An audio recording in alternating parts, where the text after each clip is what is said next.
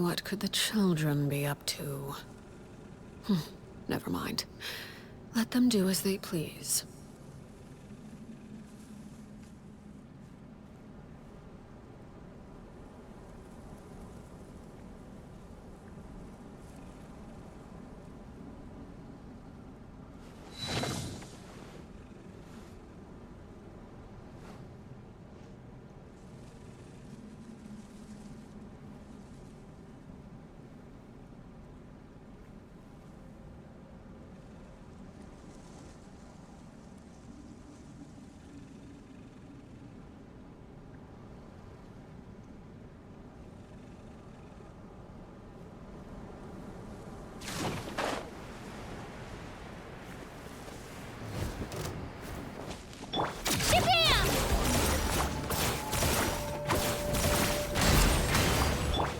Transfixed!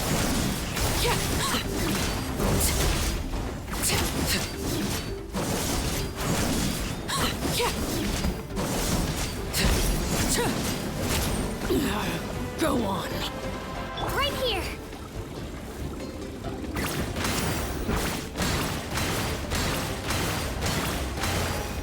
Yeah! Skyward! Overruled! Yeah!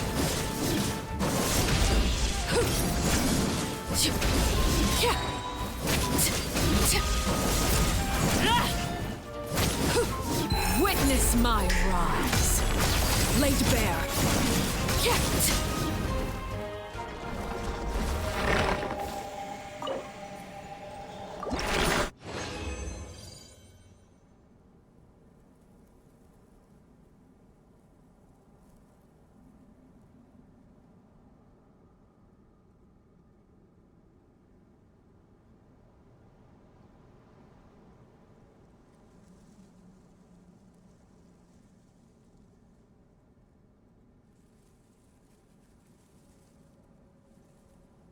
Something you wish to report?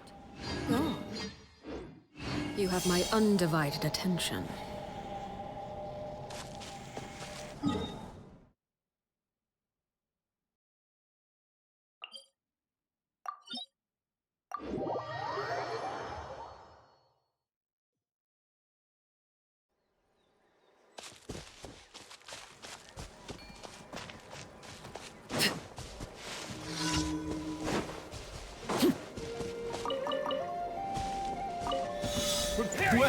Well, here comes another one.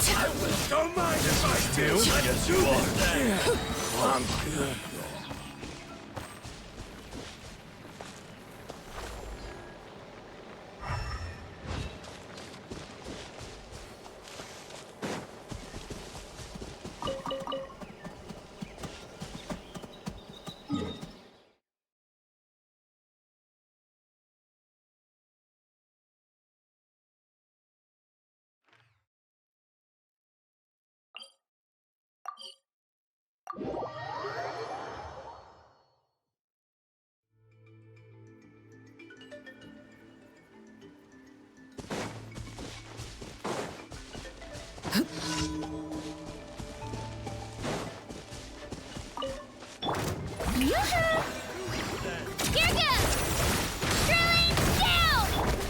Transfixed!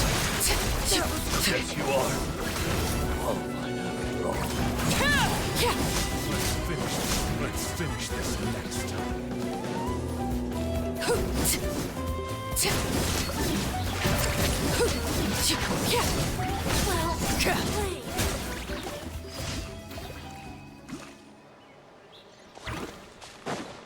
Right here!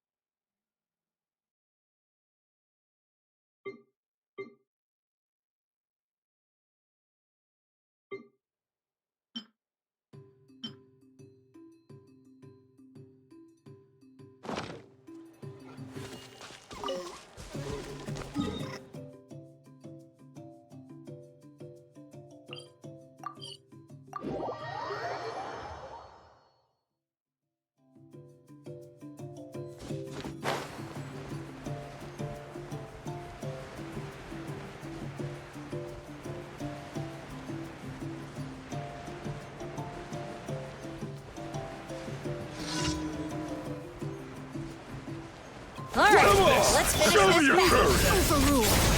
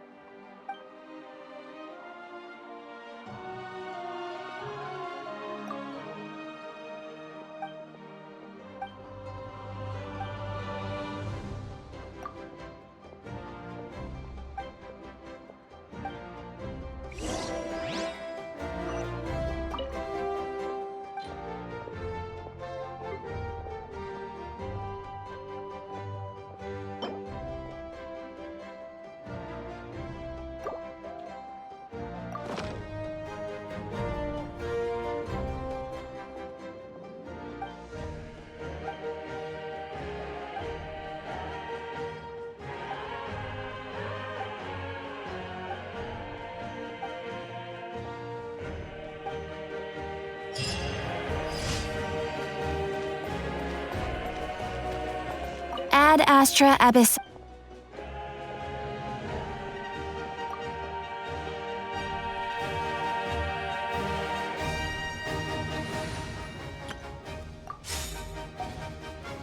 Ad Astra Abyssosk. Welcome to the Adventurers Guild. Thank you for completing today's commissions. Ad Astra Abyss.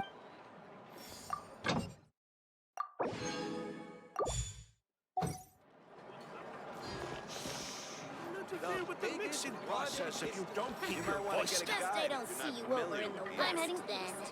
Don't you come with.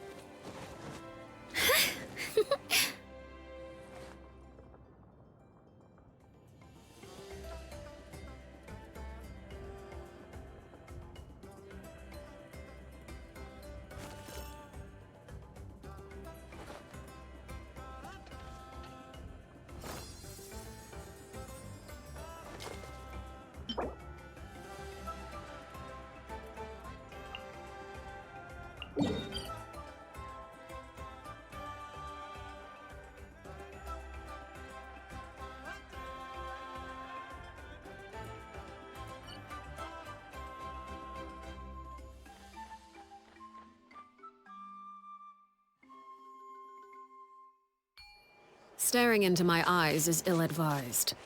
I can't promise you'll like what you see.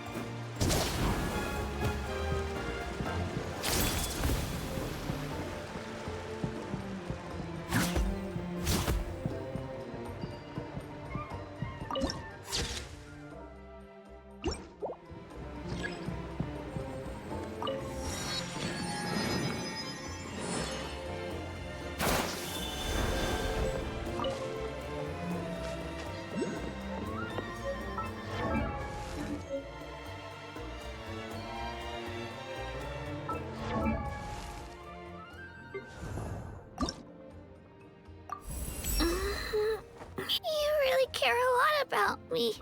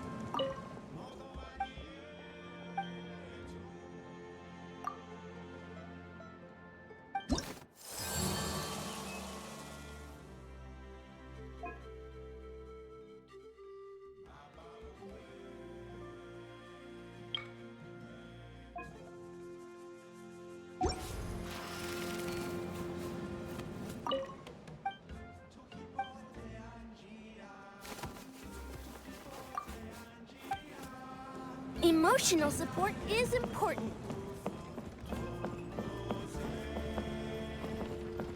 Japan!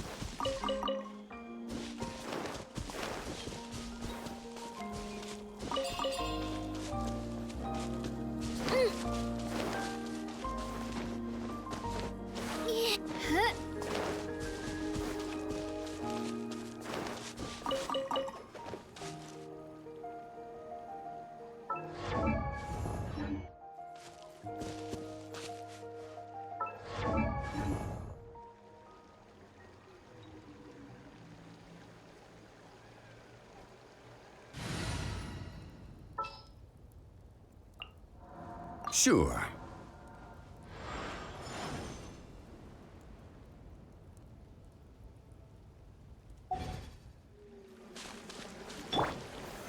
Solidify!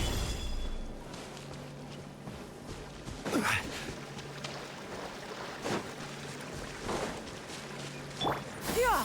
Skyward!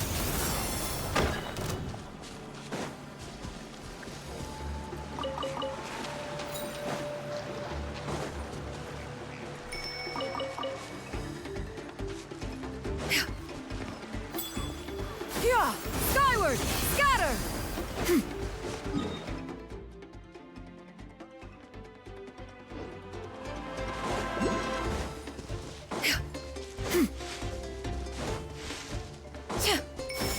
Skyward! Scatter!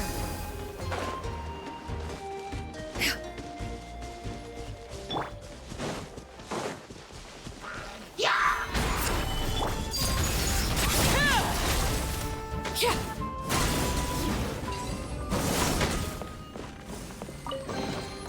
An impressive bounty.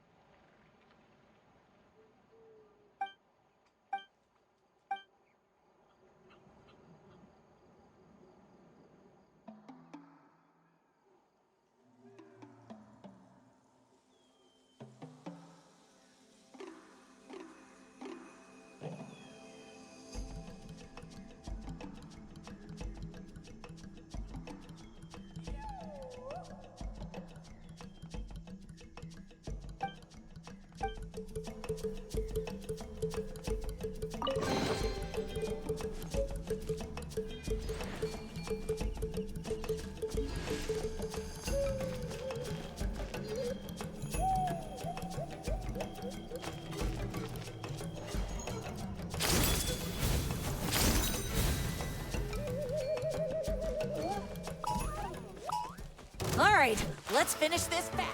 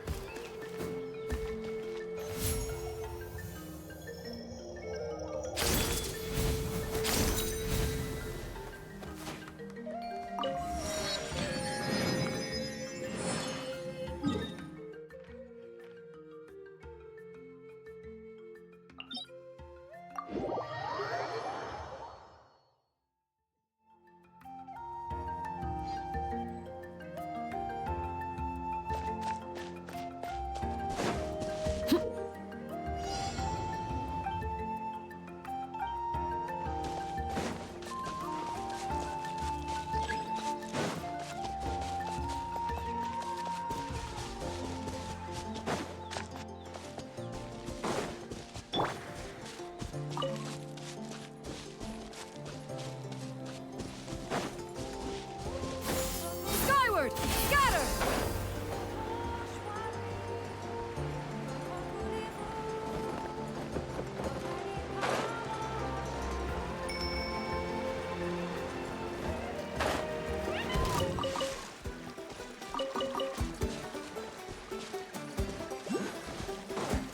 Yeah!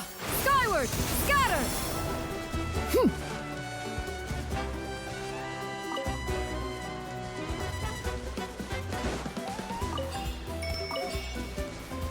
Yeah! Skyward! Scatter!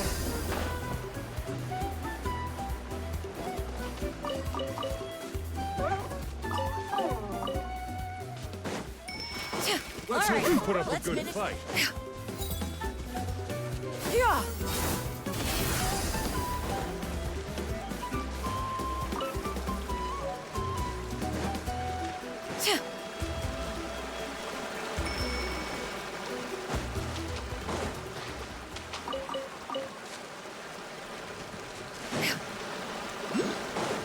Yeah! Scatter!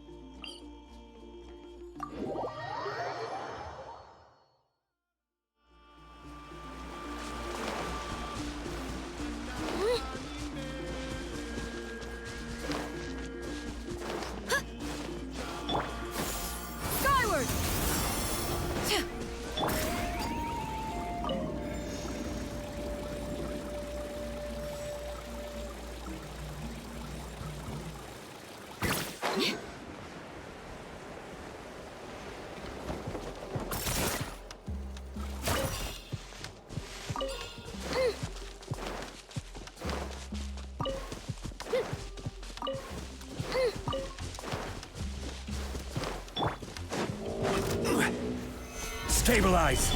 Transfixed!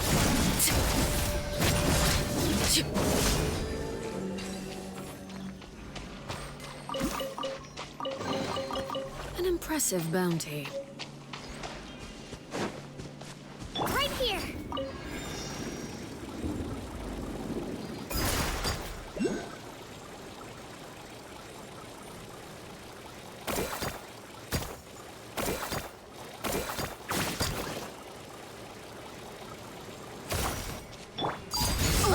Come on! Shoot you! That was quick. Ah, something with which to commemorate this occasion.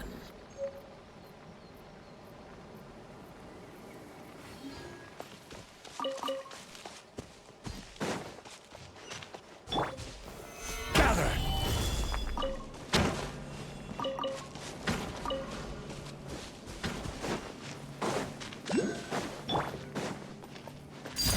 Come on! Let's Show test me your... them.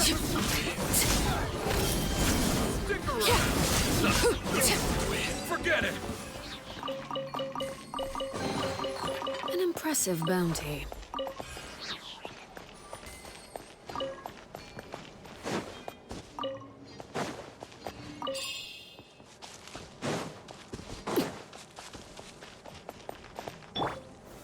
Stabilize!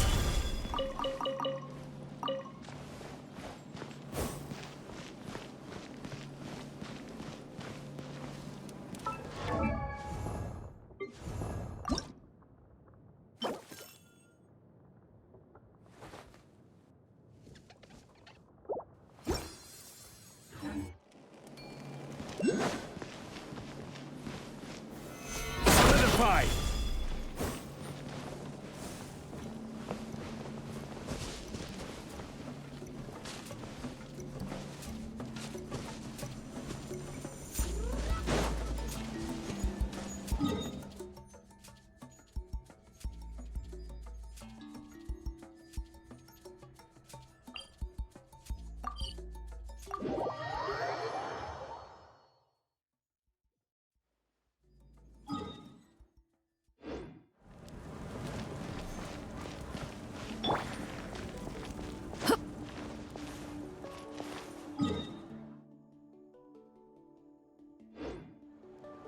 Yeah! Skyward! Scatter!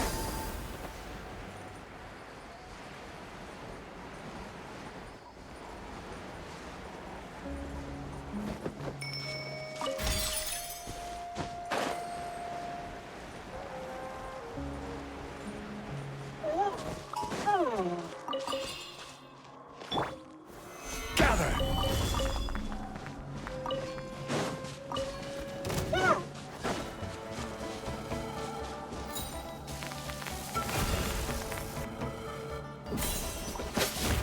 Solidify! Laid bare.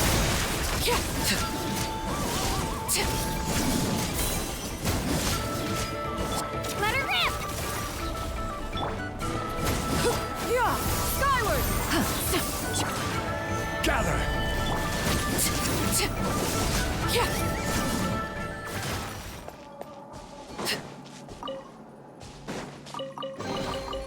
An impressive bounty.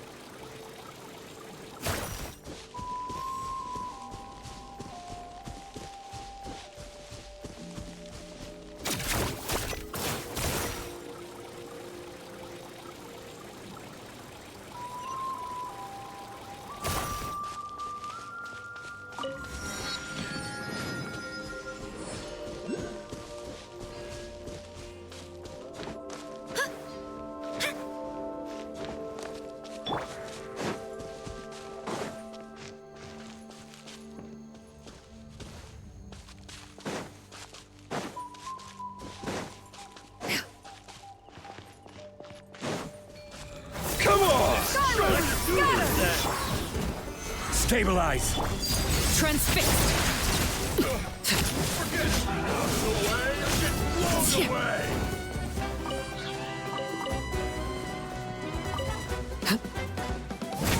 That's quick. Yes, you are. Qualified after all.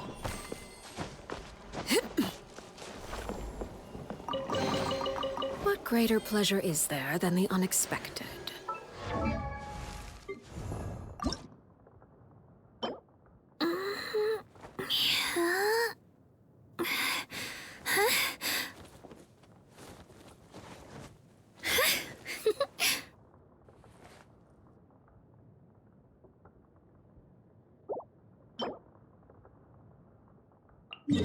What could the children be up to? Never mind. Let them...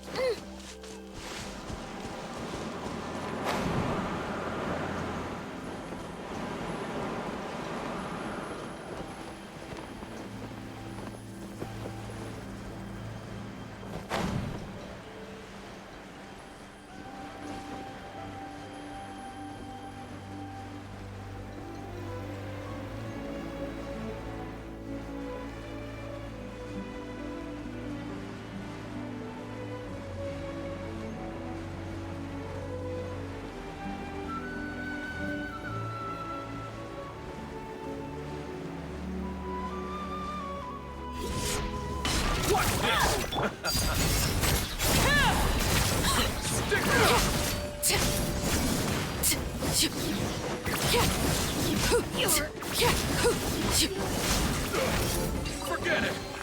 An impressive bounty.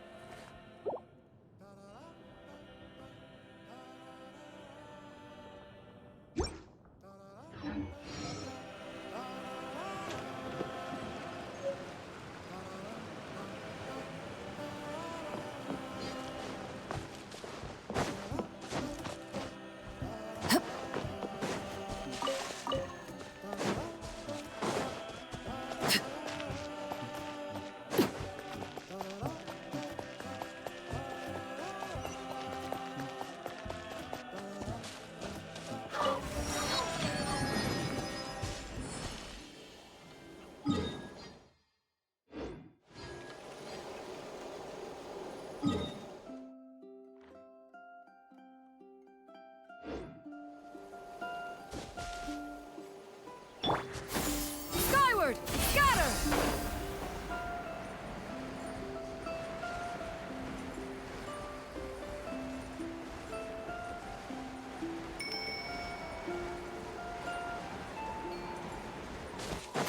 All right, let's finish this fast.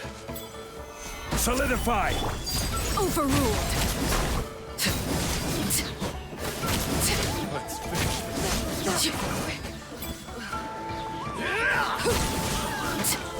This was new.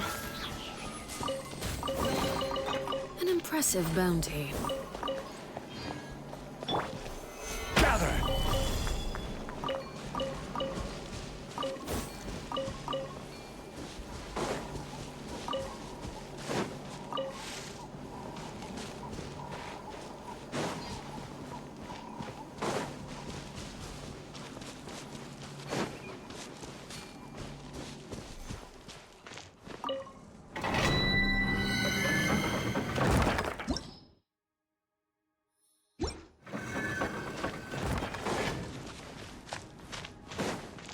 Let's hope you put up a good...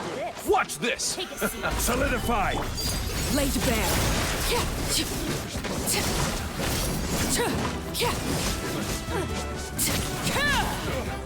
Forget it!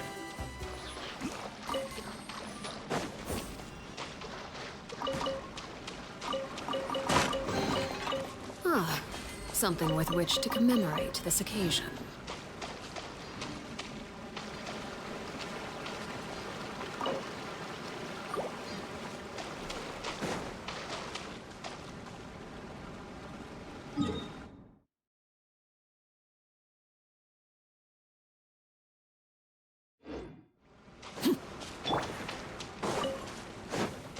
Yeah! Skyward! Scatter! Overruled. Let's hope you put up a good fight. Let's finish this next time. Forget it!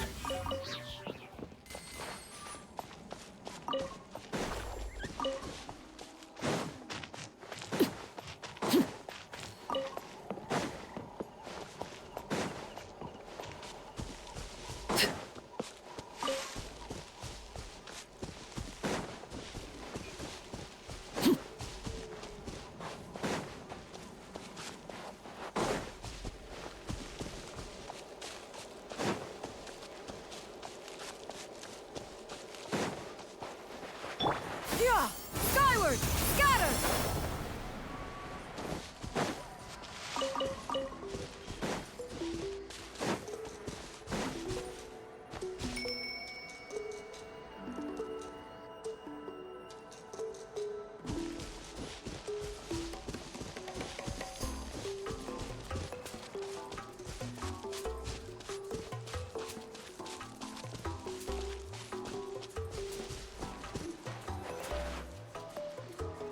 Paimon feels like a whole new Paimon after those 2 days in the hot springs.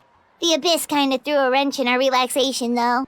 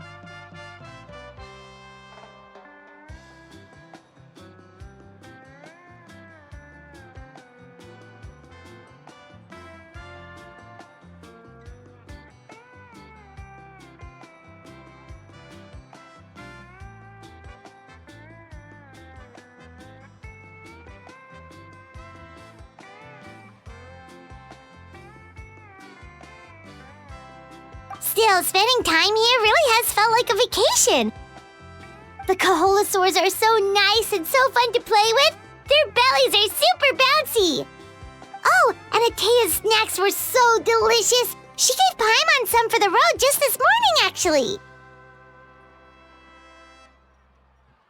Yelling at some kids who got caught throwing stones in the hot springs, so not much has changed since we first met her. Hey, you guys. Sleep well last night? Yep, this area is so nice. Glad you like it. I was thinking of taking you guys out to do some sea fishing. Later tonight, we can eat whatever we catch. Fresh fish is absolutely delicious right off the grill. Hey, Mualani! Yeah? What do you need? The team sent out to fight in the Night Warden Wars has returned. And Kachina? Is she back as well? Kachina fell in battle. But don't worry, the team was victorious, so the rite of resurrection will be held in the stadium soon.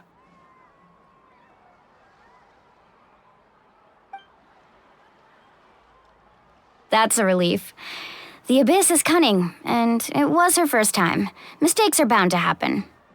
Exactly. She deserves to hold her head up high. All right, thanks for letting me know. We'll head out in a bit. Jeez, she sounded a little anxious there. Had me thinking it was bad news for a moment. Mualani, you said the Abyss was cunning just now, but it seems like the Abyss just wants to destroy everything. Like, think about all those monsters that attacked your tribe. If there really was some sort of cunning plan, wouldn't it make more sense to send them to attack Kachina and her small team? Not that Paimon wants them to be in any more danger, it's just... Relax, I get it. The Abyss is difficult to understand, that's for sure. At a glance, it certainly seems like the only goal is total destruction. The Abyss isn't a living entity after all, so what capacity for logic or planning could it possibly possess? But through our long history of fighting the Abyss, we've realized things aren't quite so simple. 500 years ago, the Abyss invaded Teyvat. You know about that, right?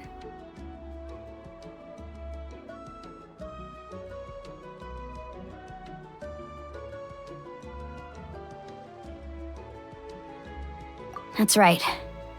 Conria suffered greatly during that time. But so did every other nation in Teyvat. And Natlan was the worst affected of all. It took the combined efforts of the then Pyro Archon and heroes from every tribe to finally repel the Abyss. Even so, the effects of the invasion lingered for hundreds of years, only able to be reversed little by little. Our tribe's waters were contaminated. The Children of Echo's territory was overrun by dangerous sludge surging from underground. Unrelenting black winds tore across the lands of the Flower Feather clan. It was like each disaster was designed for a specific tribe.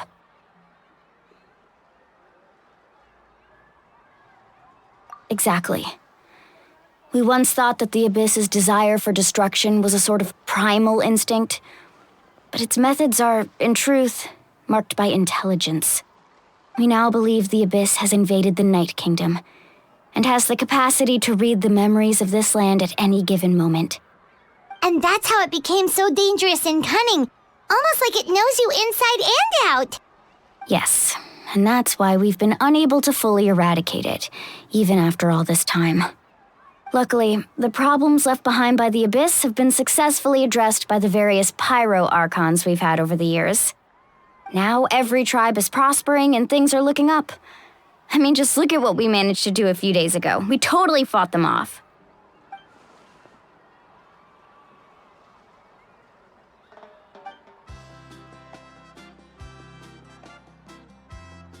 You must have had to sacrifice a lot to get to this point. Every battle, every sacrifice is in pursuit of a future where we get to stop fighting. Responsibility, duty, unavoidable burden. Everyone in Natlan views the war differently. But I believe we will be rid of the Abyss one day, and the efforts of all who fought against them will become a story for the ages. To think that my name could survive in ballads passed down to future generations, it's kind of romantic. Everyone has something that drives them forward, you know?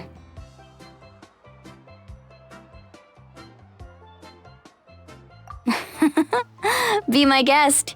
Heroes are always welcome in Natlan. Anyway, let's head to the stadium. Our fishing trip can wait until Kachina's back with us. The sea's not going anywhere.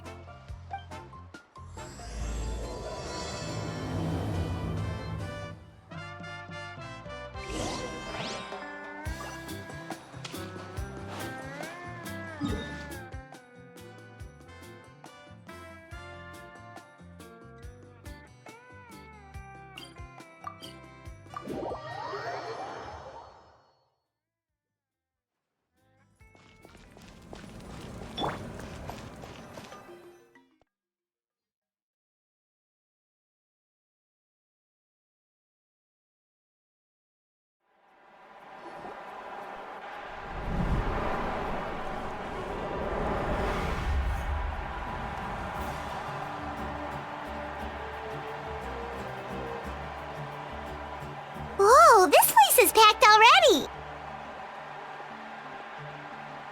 Of course. No one's gonna miss out on the chance to welcome our heroes back from battle. It's their moment of glory. Kachina's gonna be so flustered. She's never had this many eyes on her before.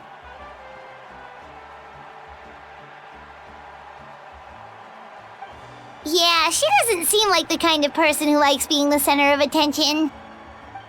Looks like I'm just in time. Kinich, you're here! Yeah, a commission ran longer than expected, but I made it. I heard about the incident with your tribe, Mualani. Is everyone all right? Yeah, it's all taken care of. Our new friend here's got some tricks up her sleeve, by the way. She's just as strong as Kachina made her out to be. Hey, look! Is it about to start? That's right. Someone will come out and recite a eulogy, and then we'll sing the Ode of Resurrection together. Come on, let's find a spot with a good view. When the singing starts, just follow my lead and you'll be fine. Let's go somewhere higher up so Kachina can spot us.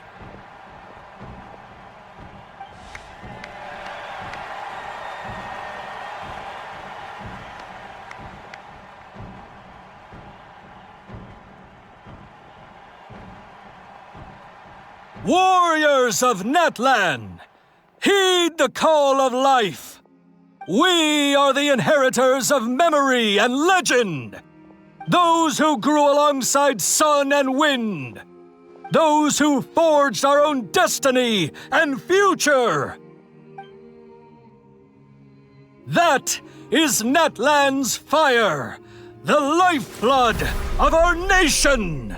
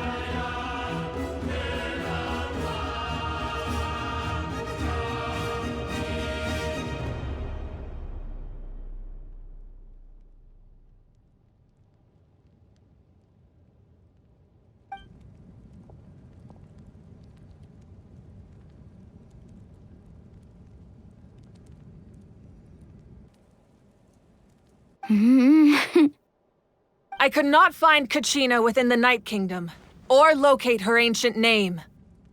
What? What does that even mean? Usually once the ode is complete, the Pyro Archon and resurrected person will emerge from the flames. But something went wrong. What's going on? This has never happened before. Well, I think it's pretty obvious. Clearly, the team sent to fight the Abyss didn't win after all. Think about it. The Ode rekindles all victors. We've witnessed it countless times. Since the Archon couldn't find Kachina in the Night Kingdom, that must mean there's more to this victory than meets the eye. Hey! You just haven't gotten over the fact that Kachina beat you in the pilgrimage! Pathetic. The both of you. Your wild guesses are misplaced. We completed our mission. Maybe you did, but who's to say whether that little girl even contributed at all? Maybe she got scared and ran off. Why would the YUB recognize someone like her, even if she was on the winning team? How dare you insult a hero of Natlan like that? Kachina sacrificed herself to repel the Abyss. She doesn't deserve to be subjected to your vile rumors when she's not even here to defend herself. Calm down, Mualani. There's no point arguing with the likes of them. I can't just sit here and let them slander her like that. To insult a hero of Natlan, the person actually has to be a hero. You... Think about it, everyone. Who do you think is really at fault here? A girl who never should have even gone to war? Or the great Pyro Archon? Why would the rules of our nation suddenly stop working? That's true. If she wasn't revived, it must mean she failed to achieve victory. Maybe the YUB interpret victory in different ways? I mean, that girl didn't look all that strong to me.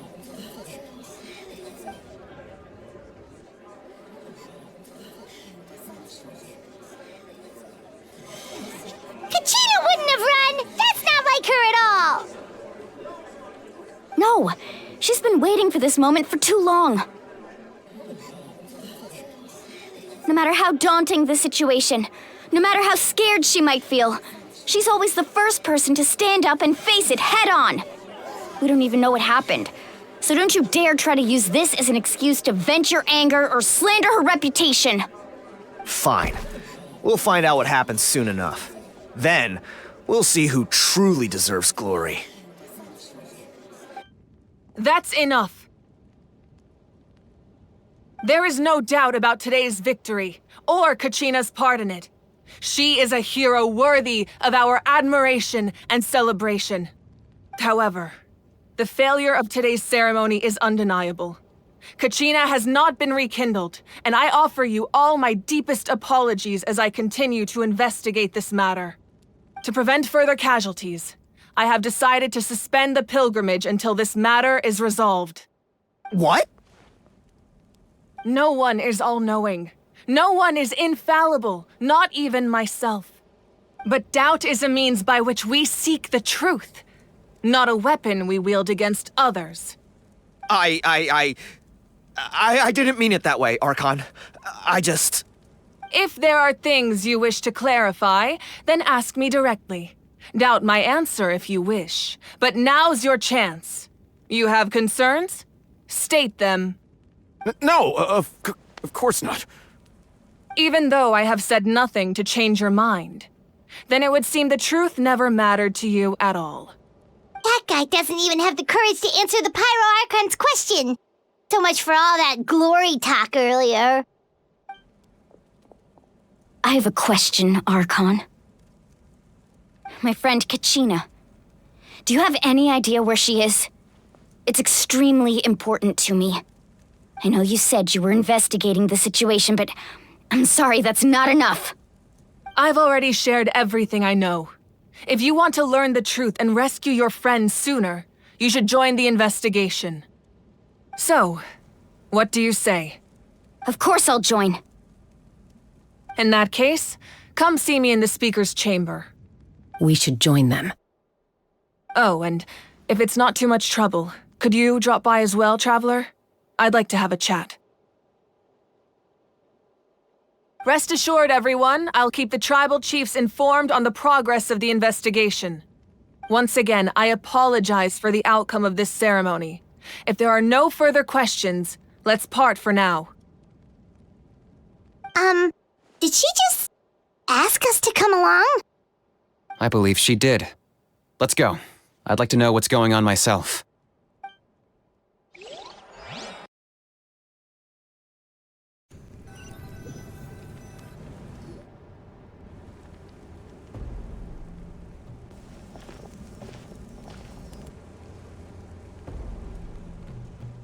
The situation is urgent, so I'll get straight to the point. Kachina is undoubtedly a hero of Natlan, and I'm deeply sorry this happened to her. There's been unrest in the Night Kingdom, but I don't know what's causing it. As a result, I've been unable to track down her location. Until we find and address the cause of the unrest, the Ode of Resurrection will continue to be ineffective. And that means Kachina won't be able to come back? That's correct. Not until the problem with the Night Kingdom is resolved. How long will that take? It's hard to say. Kachina always dreamed of fighting the Abyss, of doing her part to defend Natlan. She wasn't afraid of death because she knew, if it came down to it, the Pyro Archon would be there to bring her back to life. Whenever we sat down together, exhausted from training, she would always hum the Ode of Resurrection. She was supposed to come back to us. We were supposed to hug her and celebrate with her and share her joy. We supported her every step of the way, but what are we supposed to do now? Sit peacefully and wait for her return? Lose ourselves in grief over her death? Tell me, are we her friends? Or her murderers? That's not fair, Mualani. It's all right. I understand your rage and your grief. Kachina's life means a great deal to me, Mualani. Believe me, I want to bring her back as soon as possible. I would give you that peace of mind if I could. But please, hear what I have to say so I can at least give you a broader picture of the issue we are now facing. Considering the recent attack on your tribe, I believe the Abyss has found a new means of undermining the rules of our nation. You mean... The Sacred Flame. The foundation of our resistance against the Abyss.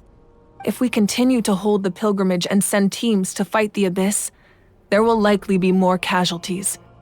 But if we stop altogether, the Sacred Flame will only grow weaker. The Abyss will scale up their attacks, and the tragedy we saw with the people of the Springs will only be the first of many. If we compare the two choices, the former seems to be the lesser of two evils. Sorry, I know that may sound harsh, but I bear the name Malipo. Weighing the costs is my duty. The raw truth can be cruel. But we need to understand it if we want to approach this rationally. But what would you say, Mualani? This is personal for you, and unlike Kanich, I dare say it's not a simple case of weighing up which course of action is less painful, is it? No. I can't choose between them, and I don't want to. Saying that one is preferable over the other is disrespectful to the people who suffered. You're saying it doesn't matter whether I suspend the pilgrimage. The consequences will be equally painful. Yes. What happened to Kachina breaks my heart. But I couldn't bring myself to sacrifice other people for her sake. And that is the crux of the problem. It's not simply a matter of choosing the lesser of two evils. Either way, there will be people who suffer. And the end result will be the same. Belief in the pilgrimage will waver. Once doubt has crept in, the people will no longer unite in battle against the Abyss. And that is exactly what the Abyss wants. Their ultimate goal isn't to break the rules that make the Ode of Resurrection work. It's to destroy the people's faith in them.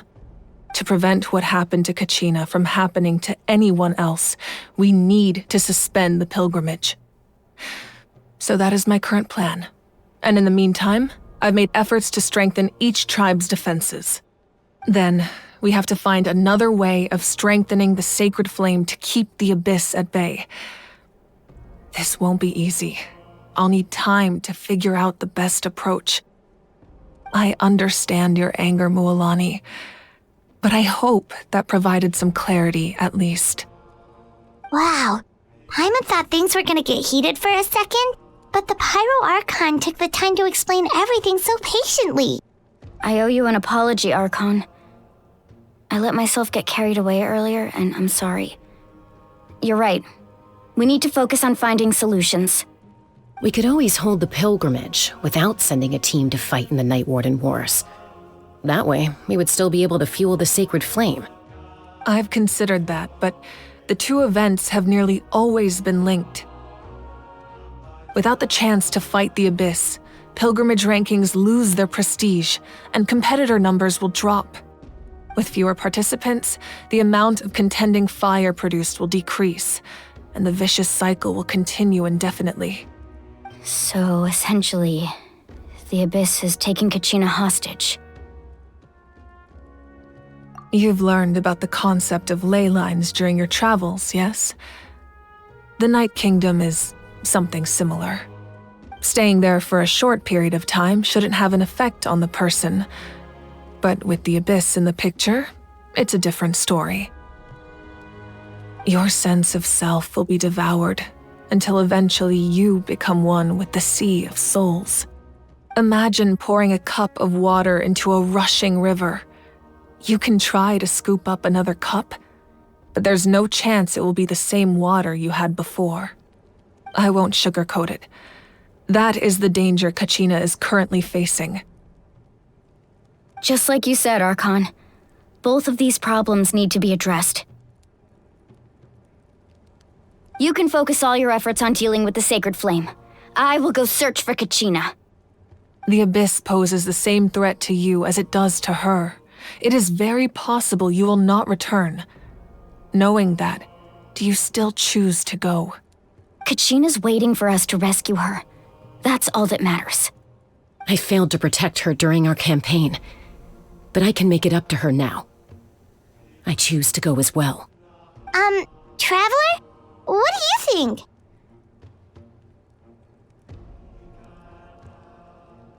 Understood. Then I'll support you in any way I can. The Masters of the Nightwind have a technique that can extract an ancient name from the ley lines. If we can find Kachina's ancient name, I can use the link between them to pinpoint her position within the Night Kingdom. Then comes the hard part. You need to visit the Night Kingdom in person and rescue her. But isn't the Night Kingdom a land of souls? Can we even go there? Under normal circumstances, only the consciousness can enter. But there is a way to go there in person. However, know that the Night Kingdom will attempt to repel you, and the Abyss certainly won't leave you be. That's fine by me. Same here. Fighting the Abyss is nothing new for me. So, Paimon's the only one who's scared? Well, if you're going, Traveler, Paimon's going too. Citlali of the Masters of the Nightwind once created an artifact that can be used to communicate with the Wyab. We call it the Spirit Speaker Stone. It was originally used as a ceremonial artifact wielded by the tribal chiefs, but that spiritual quality also means it can be used to search for an ancient name. That was the artifact I delivered to the Scions of the Canopy a few days ago. Didn't think I'd be hearing about it again so soon. Thank you so much for your help, everyone. Your thanks are unnecessary. I will offer you whatever aid I can, but your fellowship and courage are what will truly decide the success of this operation. Besides, you're the ones helping me. I can only focus on one thing at a time, after all. Traveler, I certainly didn't expect our first conversation to be so serious. I've heard all about your accomplishments. Ever since you arrived, I've been hoping to meet you and offer you Natlan's highest level of hospitality. Why? Why? Is that not what happened in the other nations you visited? Yeah, things were pretty complicated at the start. And, in the middle. But our reputation's solid nowadays.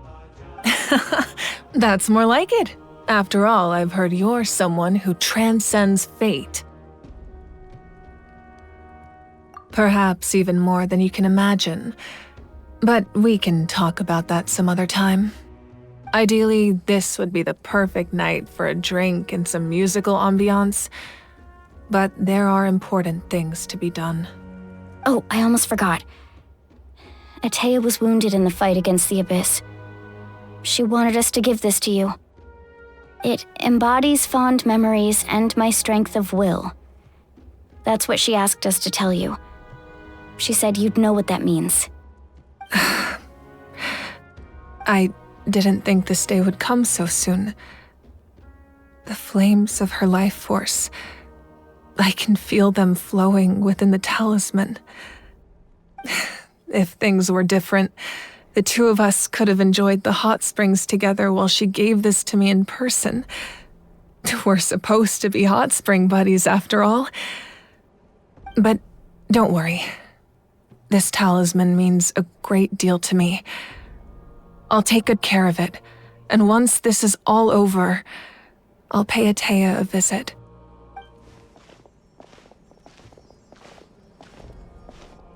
You said you didn't want to jeopardize the production of Contending Fire. But that's not at all why you decided to suspend the pilgrimage, is it? You're right. Even now, the production of Contending Fire is far from sufficient. The gradual corrosion caused by the Abyss has resulted in a massive shortage of pyro energy, and we're currently at the breaking point. As things stand, the pilgrimage is a lost cause. Suspending it allows us to save our strength to defend the tribes. The Abyss has brought catastrophe to Natlan, and Kachina's disappearance in the Night Kingdom is a direct consequence of that. We can't let the general public know that. No. If the public learned that Natlan's destruction was close at hand, there would be immense panic. But if I said nothing at all, they would have continued to question the integrity of Natlan's heroes. Another simple choice. The latter was clearly the better solution. But you chose otherwise. I have never subscribed to the belief that the right choice is the one with the fewest sacrifices. Let's go. There's still a way for the sacred flame to last a little longer. You mean? Yes. Come with me.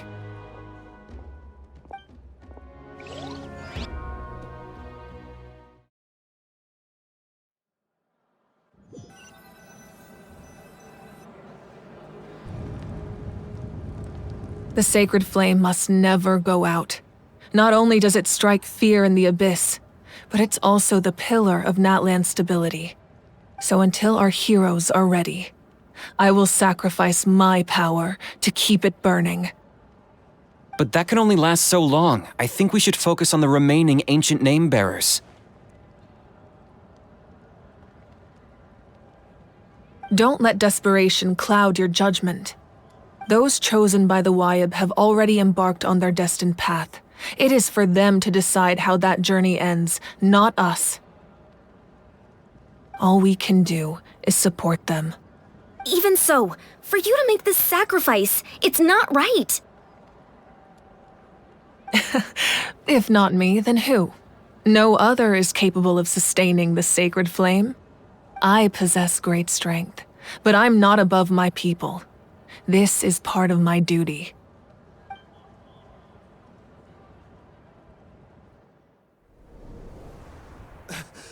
Archon, it's the Fatui!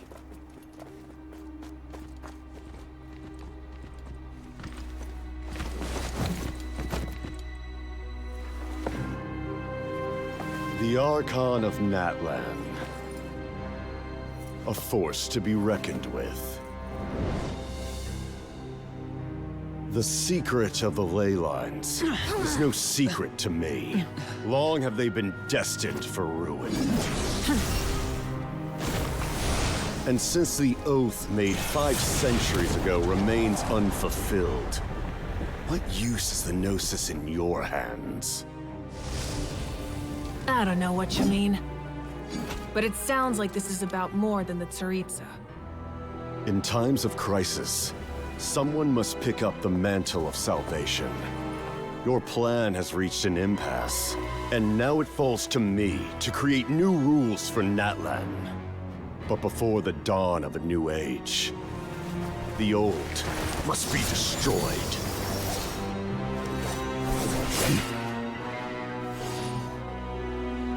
I assume that's the end of your speech? Good. People like us. Let our blades do the talking!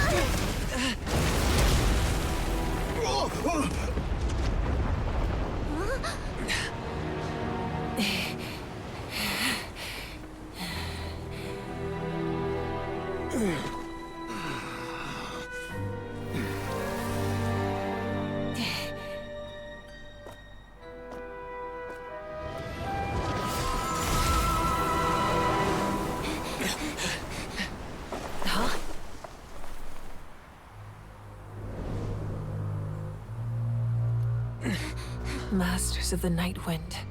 Send word. The captain and his followers must be apprehended.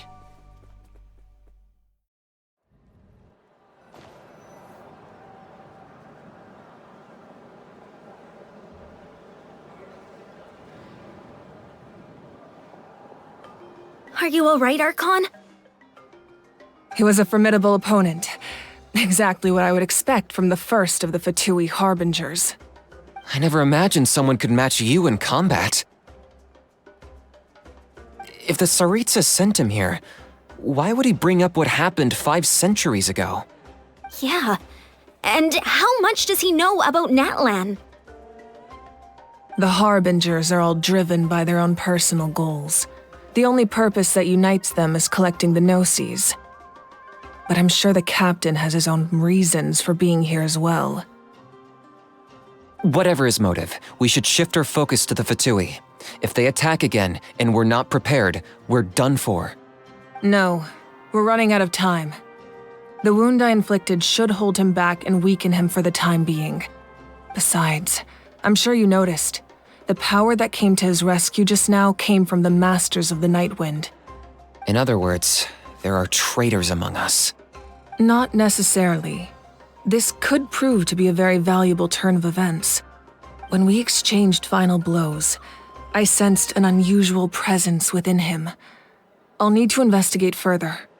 Kenichi, go to the Masters of the Night Wind and look into who could have aided the captain. Speak to Citlali. She should know. Of course, I'll head out right now. Do you still intend to... Yes, but fear not.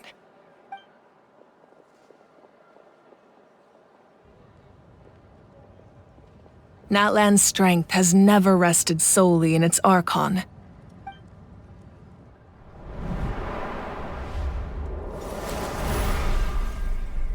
Together we foresaw the only path that leads to our nation's future. We must trust in that vision now.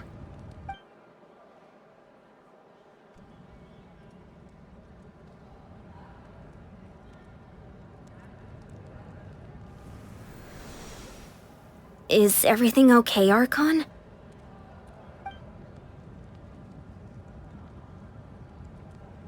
Completely fine.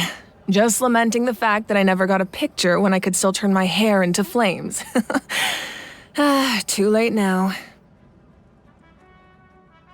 I just hope the others have a safe journey.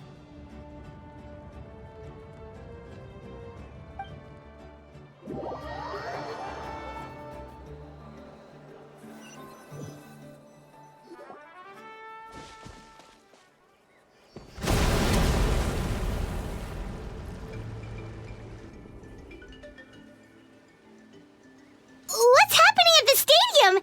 Did something explode? It feels like the Archon unleashed her power. She must be fighting a formidable opponent. Should we go back and check what's going on? Have faith in the Archon. She wouldn't lose in a one-on-one confrontation.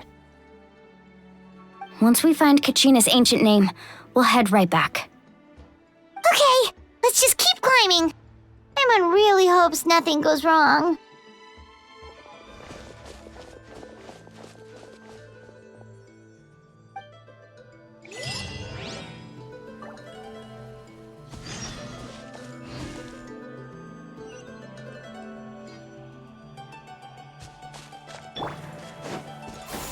Skyward! Scatter!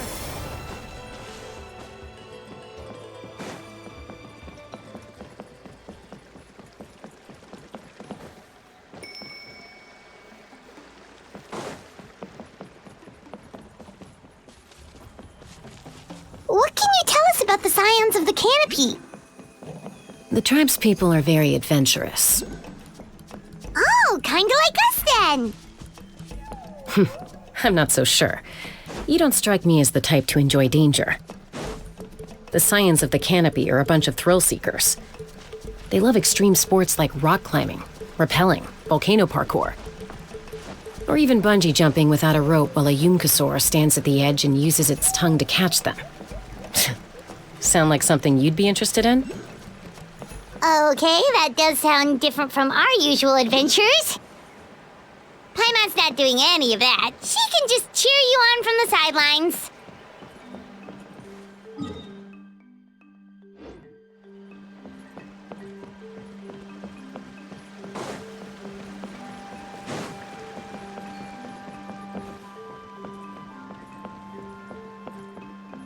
That's Wyna, the tribal chief. Let's head over to him.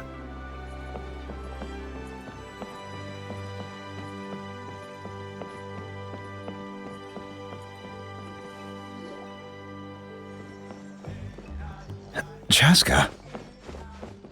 Nice to see you again, Wyna. I'm afraid we don't have time for pleasantries, so I'll get right to it. We're here for the Spirit Speaker Stone. Whoa, hold on a second. At least tell me why you need it first. My friend Kachina is trapped within the Night Kingdom. We need the stone to find her ancient name and rescue her. Rescue her? From the Night Kingdom? That's right. I'm sorry, but someone needs to tell you what you don't want to hear. Going there, a mature warrior would never make such a foolish decision.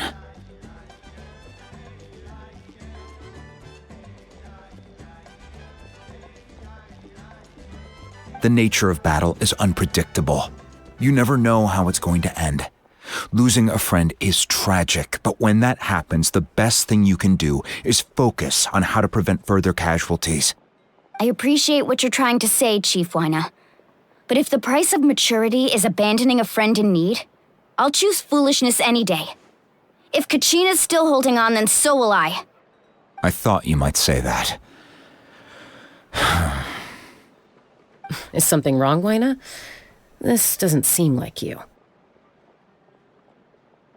Life isn't complete without taking risks.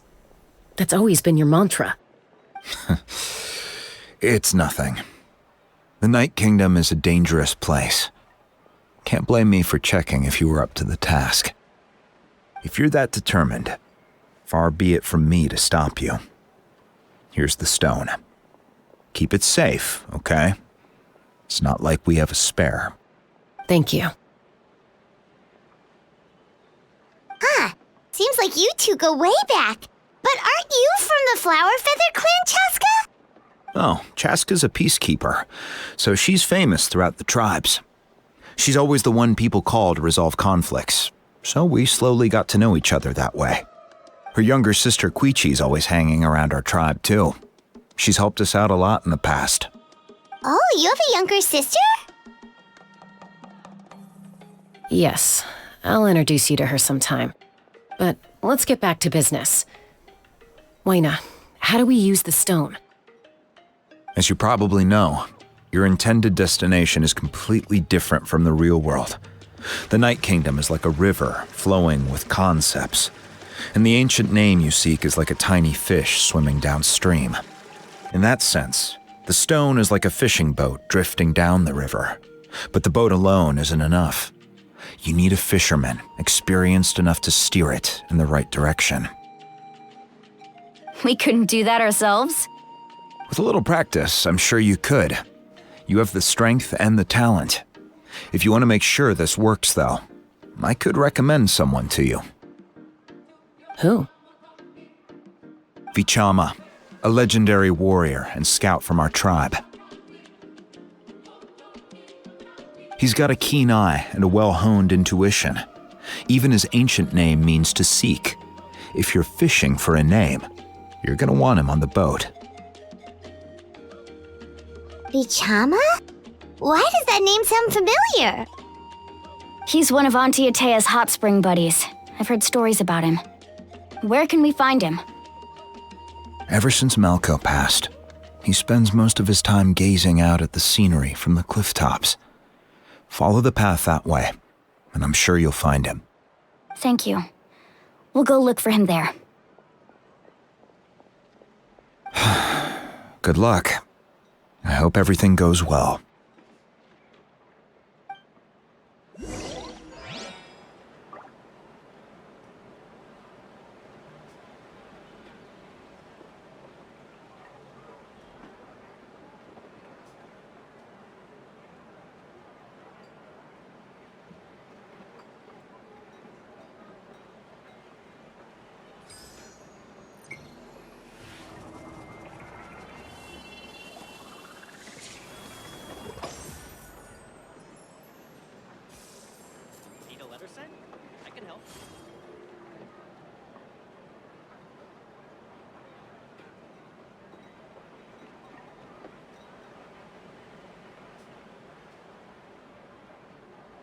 The secrets of the mechanical arts are too profound to convey in a few simple words.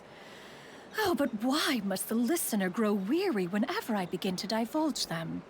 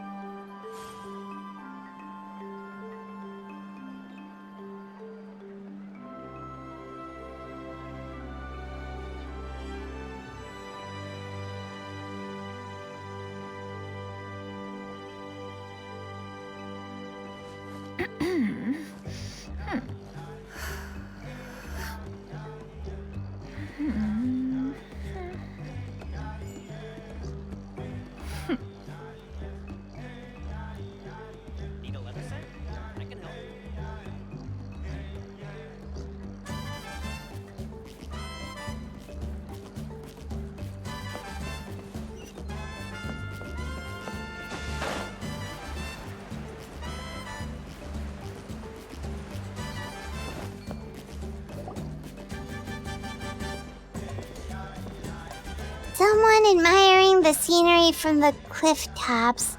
Ah! That must be him! Hello there, are you Vichama? That's me. Did you need something?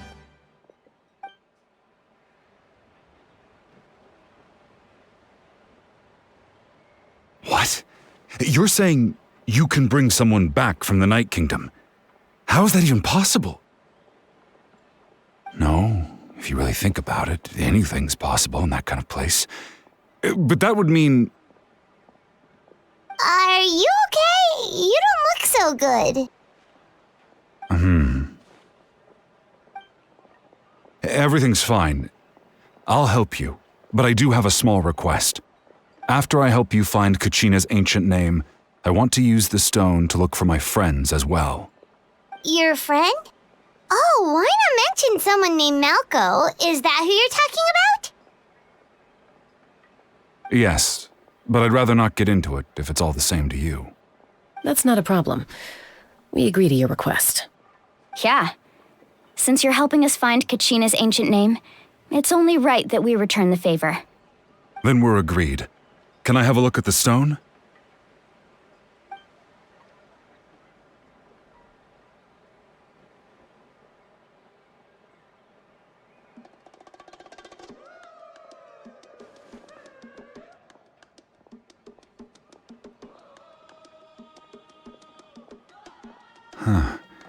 I see. From what I can tell, it functions almost like an abyssal pylon. Both connect the Night Kingdom to the living world. Once the connection is established, the abyss will come surging through the opening like a predator honing in on the scent of blood. So we have to be sure not to use it in a tribal settlement. Wow, you got all that just from looking at it? I just picked up on the basics, really. I still have no idea why it works. You said someone named Lali invented this. They must be a genius. I'll go find an open area and start setting things up. In the meantime, I need you to get 2 things for me. We'll go right away. What do you need? First, I'll need some hook ropes. Pretty much every store around here carries them, so no need to go anywhere special. Oh, and I need to build a net out of them, so make sure you get a good amount. Wait, are you saying you're going to use a real net to catch Kachina's ancient name? How does that work when one's tangible and one's not? By creating something tangible in our world, like a net, we can create a connection to a corresponding concept in the Night Kingdom. Basically, I'm going to use the concept of a net to catch something equally intangible, an ancient name. Oh, I see. What about the second thing you needed? Right. I need 2 chunks of obsidian. Once we bring the ancient names into our world, we'll need a place to store them. Normally, you can only get obsidian from the Children of Echoes, but I heard there's a traveling merchant from that tribe around here somewhere, so maybe you can try your luck there. Gotcha! Alright, let's split up. See that clearing? Let's meet over there when you're done. Oh, and you can send someone with me if you want. In case you're worried I might take the stone for myself. What do you think, Chaska? There's no need. Lena spoke highly of you. That means you're trustworthy. I appreciate it, even though that doesn't mean much to me anymore. Anyway, it'll take some time to set everything up, so no need to rush. I'll see you in a bit.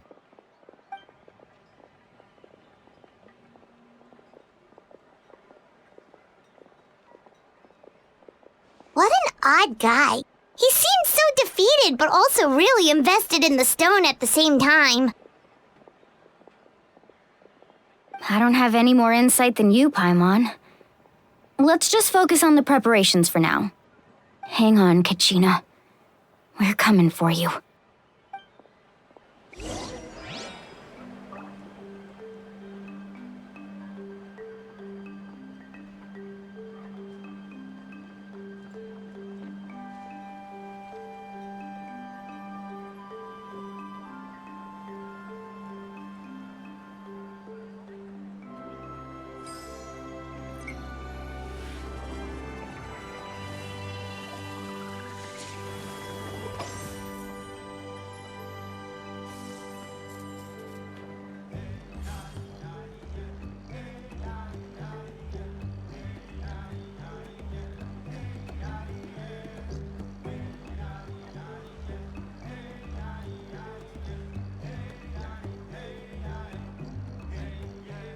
Peace prevails throughout the land, and all things are made new, as buds in the spring. This is an auspicious era for humanity.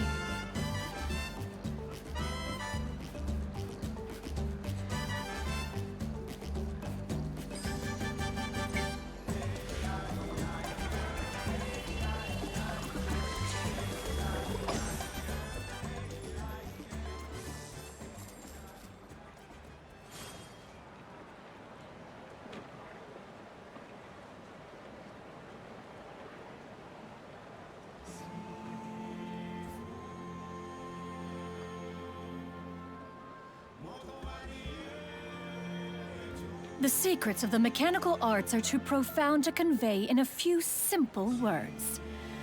Oh, but why must the listener grow weary whenever I begin to divulge them?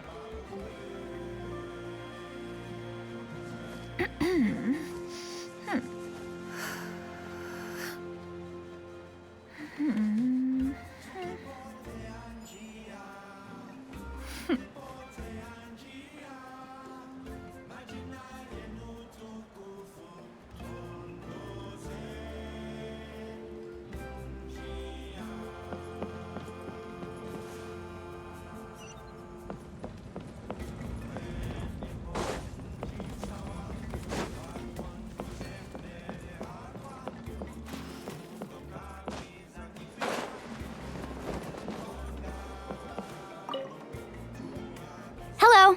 Do you have any hook ropes for sale? Hook ropes? As in rock climbing equipment? Yes. How much for your whole stock? Oh, the whole thing? Let me see. That would be 30,000 mora in total. Deal? Deal. Wait, really? What, you want me to drive down the price? We just need these as fast as possible. Thanks. Oh, no problem at all. I'll even pass along some information on the house. These ropes are usually used by rock climbing enthusiasts. If you want to learn, Roka's the person you want to ask. All right, that's everything. Here you go. Now we need the obsidian. Let's go talk to the traveling merchant Vichama mentioned.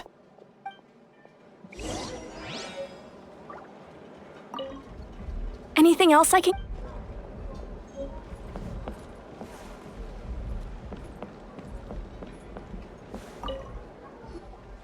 Excuse me, do you sell obsidian? Why, yes. I've got a chunk for sale right over there. Perfect. Is that the only one, though? We actually need two. That might be tough.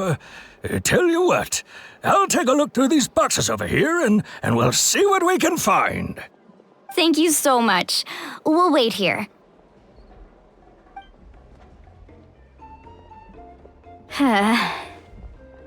Relax. Everything's going according to plan. I know, it's just... I could tell Vichama feels the same way about his friend that I do about Kachina. I hope this chunk of obsidian isn't the only one. Kachina always carries all sorts of shiny stones with her. If I was the one trapped in the Night Kingdom, she'd have a whole pile of obsidian ready in a heartbeat. Well, would you look at that? I did bring an extra. Here you go, young lady. How does it look? Perfect! Thank you. How much do I owe you? If you hadn't shown up, these stones would have just sat here collecting dust.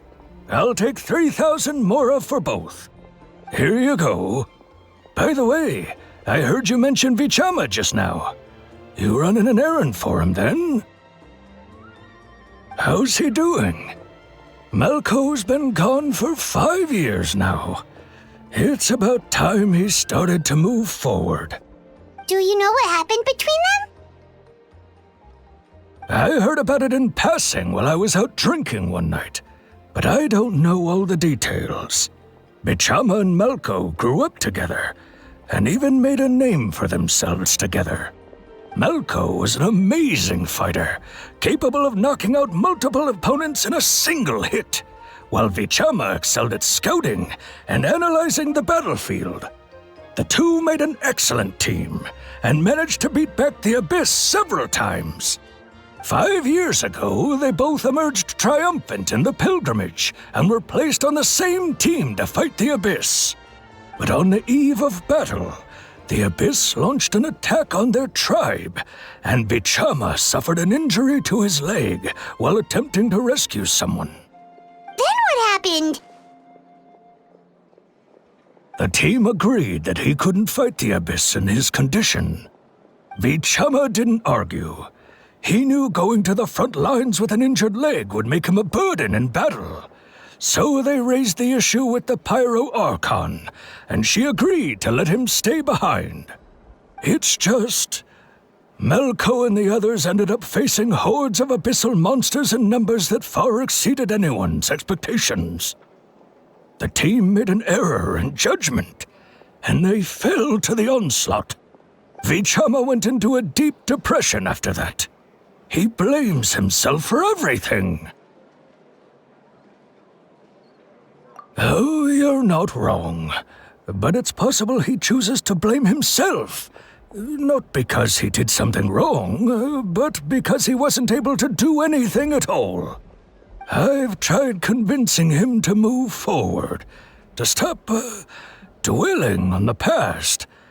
But the shadow of Malko's death hangs over him still. The Abyss has caused so much suffering, and some wounds never heal. I wish there was something he could do to make himself feel better. But, anyway, that's the gist of it. Maybe you could help him talk things through sometime. I would really appreciate it.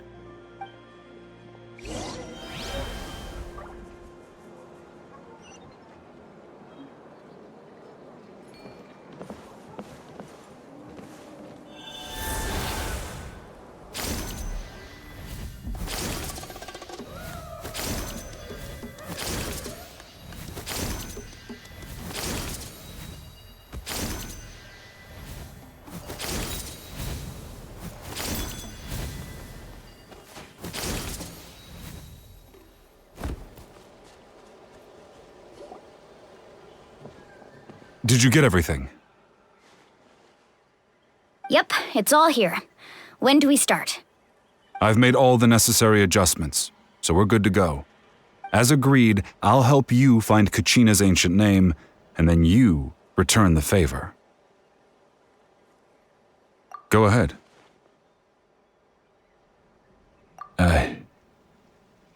Yes. After Malko fell, I scoured the battlefield to see what happened. It turned out he wasn't bested by some impossibly powerful foe. He was dragged to his grave by the sheer number of enemies. If I had been there, I would have been able to sense the danger. I could have warned them not to advance. I've always blamed myself for what happened. But when you told me about Kachina, I realized there's a chance Malko might also be alive, fighting for survival in the Night Kingdom. But that happened several years ago, right? The Pyro Archon said all life within the Night Kingdom eventually becomes one with the Sea of Souls. There might not be much hope, but I still have to try. Malko and I promised each other, even if we never managed to root out the Abyss for good, we would fight together until the end. All right, let's get to it. I'll start searching for the conceptualized version of Kachina's ancient name. If you see any fragments scattered around the area, please collect them.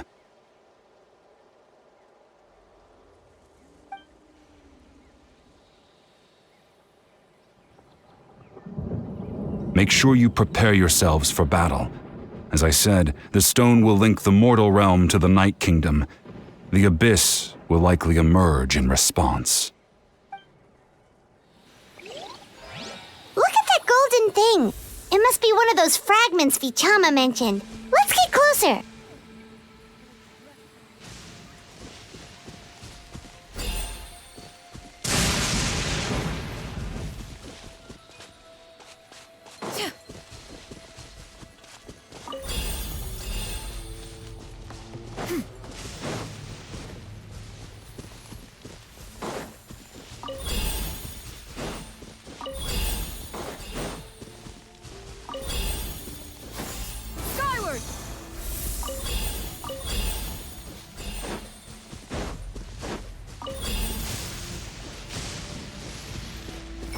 Whoa, monsters incoming! Watch out, everyone!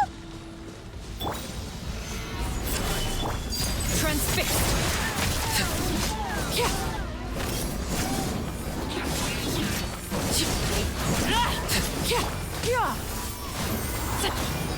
Gather! Get back!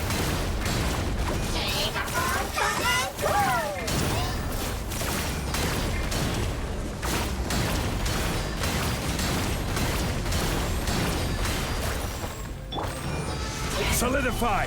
This is order!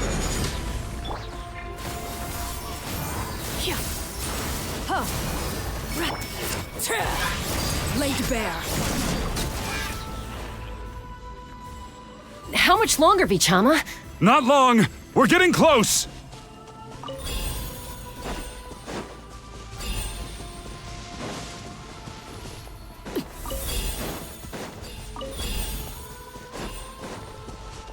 Right here.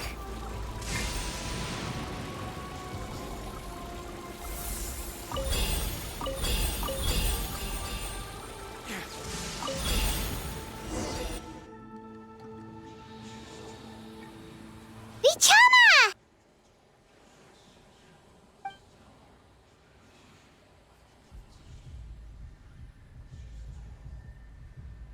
Quick! Take it!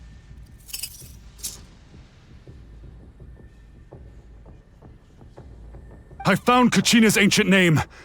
Hang in there, Malco. Just a little longer. Something's not right. The power of the Abyss is getting stronger. The Abyss is corroding his body. Vichama, you can't keep going. You'll die. I should have died 5 years ago. I just need a little more time. Please, I'm almost there. Thank you.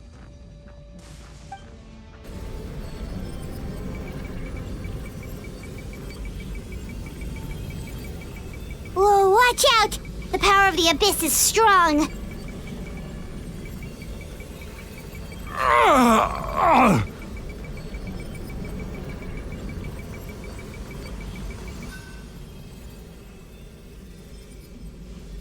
This power. Hanging in there? Malco. No! Why can't I find him? Why? We can't wait any longer. Pull him away from the stone, Mualani.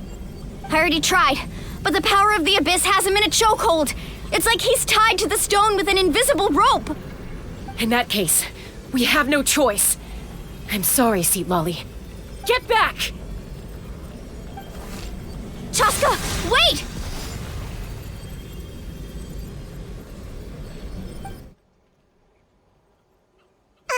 Ouch! What happened just now? It looked like the Spirit Speaker's stone was... The stone's power was spiraling out of control. The only way to stop it was to destroy it. You were all caught in the shockwave of the explosion. You might feel dizzy for a while, but that's normal. Give us a heads up next time, will you? You're lucky we managed to dodge it in time. I thought I said to get back. Yeah, barely a second before you made it go poof. Not everyone has your reflexes, Chaska. We were this close to getting dragged into the explosion. Okay, I'll be more careful next time.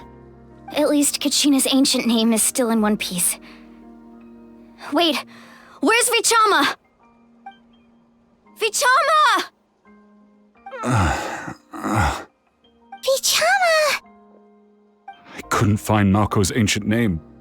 It must be completely gone by now. Once your ancient name disappears, there's no coming back. From the very beginning, I knew there was a slim chance, but still. And now... it's too late to save him. From the minute he left that day, it was already too late. Vichama. I'm sure he's heard enough condolences over the years. Let's just give him some space. Huh? What's that in your hands, Vichama? It looks like something's glowing. Huh? This is...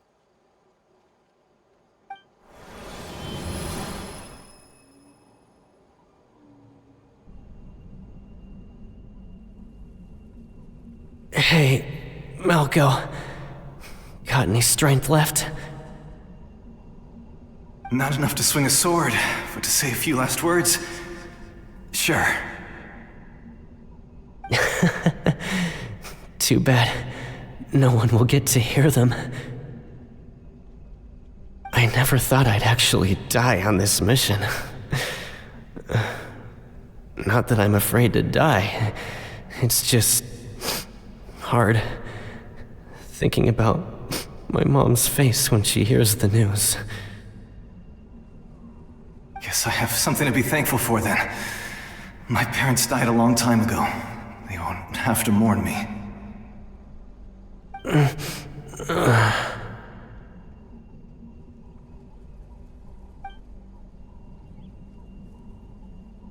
Pisak! Always had to beat me at everything, didn't you? Right to the end, you were never one for goodbyes. Maybe you're right. Maybe no one will get to hear our last words. But just in case... Vichama, I'm so glad you didn't come with us. Don't be sad. Just keep on living. For the both of us.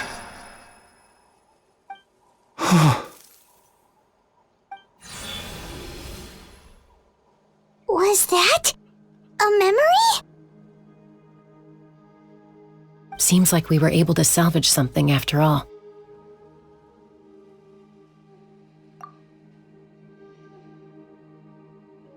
Of course. Seeing him, hearing his voice again, it makes me unbelievably happy. But it also brings with it an even deeper pain. A deeper pain? Why? Malko was always the type to put on a brave face.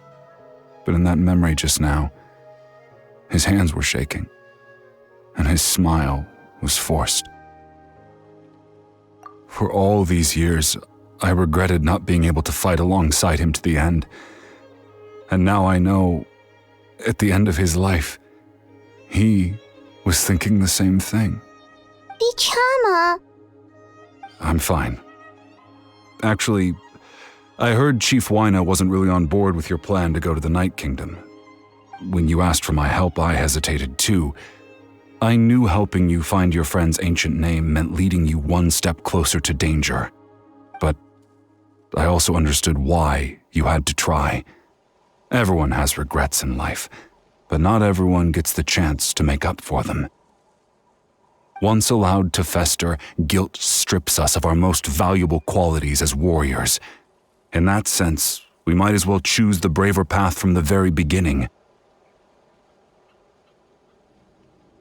If I could do it all over again, I would have followed Malko to the front lines no matter what. Even with an injured leg, there were still things I could have done. That way, even if the outcome stayed the same, I still would have fought alongside him to the end. There are critical junctures in life, and if you don't seize the chance to act, there's no going back. That's something I had to learn in hindsight, but you're still at the crossroads of your journey, so I hope you can walk away without regrets. Thank you, Vichama. I feel even more determined now. Kachina will come back to us. I'll make sure of it. I promised I would find her, and I intend to keep that promise. That's good to hear. Strange. My body, it's... Once abyssal corrosion enters the body, a portion will fuse itself to your internal organs. Even though the Traveler possesses powers of purification, the corrosion can never be fully eradicated. Thanks to her, though, you were only briefly exposed. Slowing your breathing and controlling your emotions should help you keep the symptoms in check.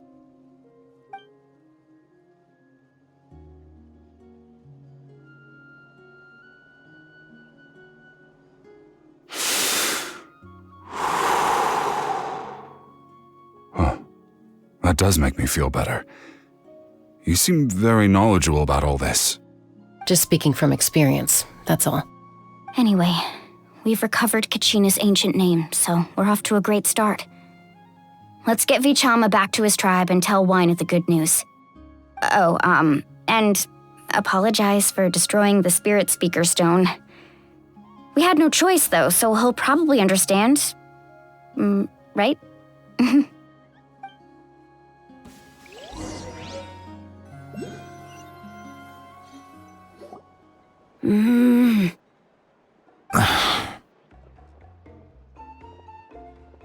Koichi, are you really gonna just stand there like that?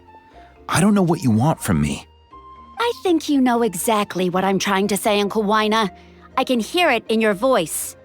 Honestly, it's just one thing after another with you two. They're back. Koichi? What are you doing here? Don't play dumb with your own sister. You know exactly why I'm here. My apologies, everyone. I just need to borrow Chaska for a few minutes. You come with me.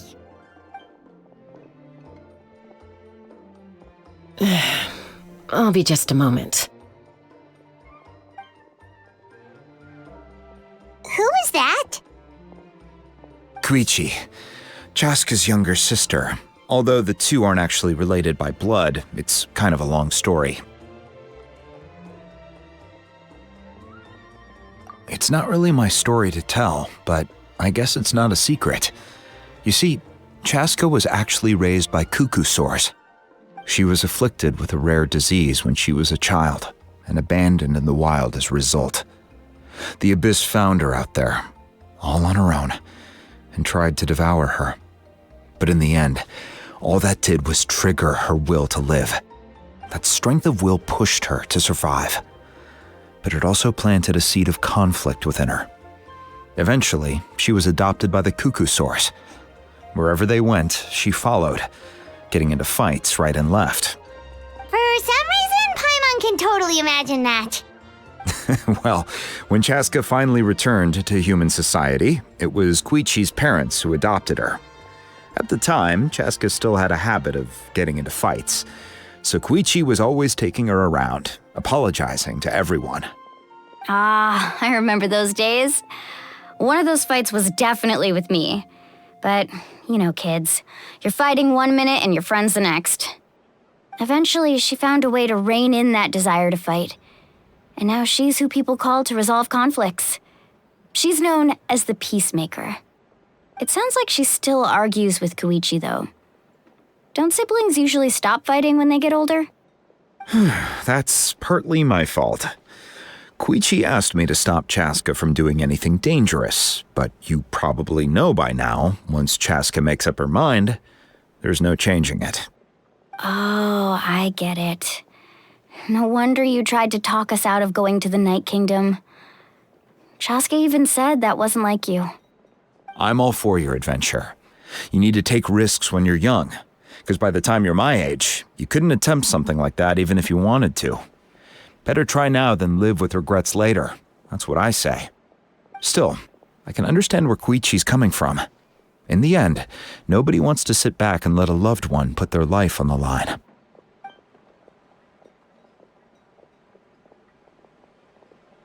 All right, it's just the two of us now. You have 1 minute to explain yourself. I don't have anything to say. You don't have to approve, but you should know I only do what's necessary. That attitude is exactly the problem. It's like you don't care. You try to sneak off to the Night Kingdom behind my back and then play it down as if it's just a trip abroad. Well, technically I am going abroad, right? Again with the excuses! We agreed, didn't we? There are 4 levels of danger. If it's not something urgent, you can only engage in level 2 danger and below. You can only go up to level 3 if a situation is so dire there's absolutely no alternative. But a trip to the Night Kingdom? If that's not a level 4, I don't know what is. And you were just going to sneak into the place without saying anything. What do you mean, sneak into the place? I always planned on walking in there with my head held high. You bought off Uncle Wina, didn't you? He promised me he'd stop you from doing anything dangerous. Oh, it's like he didn't even try. You feel like he went back on his word. What if I told you my mind was made up, and there was nothing he could have done? Not even by force. Oh, I knew it! So he did try to say something, but you didn't listen. This is important. If you were in my shoes, you'd make the same decision. You don't know that? I'm a doctor, and I handle logistics. If you're going to waltz into a dangerous situation where you could lose control at any moment, it's my duty to say something. All right, whatever. Anything else? You... What do you mean, anything else? Why don't you reflect on what you've done and promise me you'll stay put? Time out. Is this one of our normal arguments or a serious one? Chaska, does it sound like I'm joking? Then... you need to know something. What happened to Kachina was partially my fault. I can't leave her there to die. That's not who I am. But the person you become when you lose control, that's also not who you are. That's a different issue. You said it yourself. A person is only as good as their morals.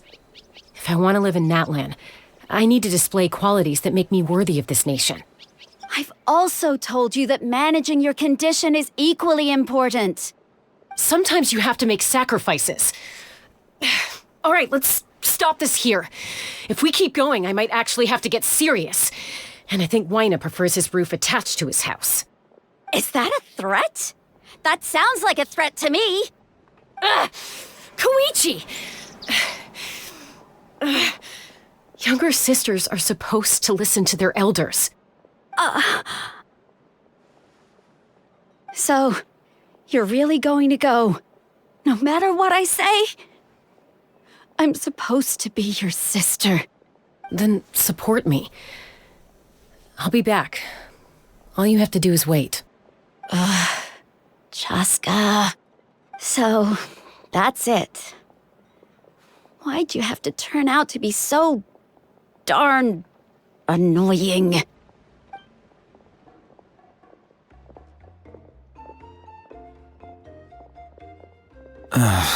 You two are something else. Something you wanted to say? I know you aren't related by blood, but you two sure are similar. Really? You know, I said that very thing to Koichi not too long ago, and she reacted the exact same way, down to the very tone of voice. It's not my place to get involved, but I will say this. Try to spend a little more time with your sister. You're tough kids. That doesn't mean you have to go it alone. Thank you. Anytime. All right. If you're done with the Spirit Speaker Stone, you might as well hand it over. According to Kinich, it's an important ceremonial artifact, so it'd be safer to keep it with me. About that. If only Tonegif Bard was here, he could have repaired it just like the Holy Liar. It might be in a few more pieces than you remember. Huh?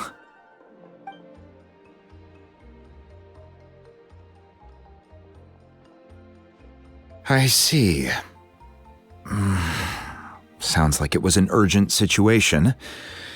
If someone's life was on the line, then you had no choice. Still, Citlali's going to be a nightmare to deal with now that you've broken her stuff. I'll explain everything to her later. Stay safe out there in the Night Kingdom, okay? I'll wait here for your safe return.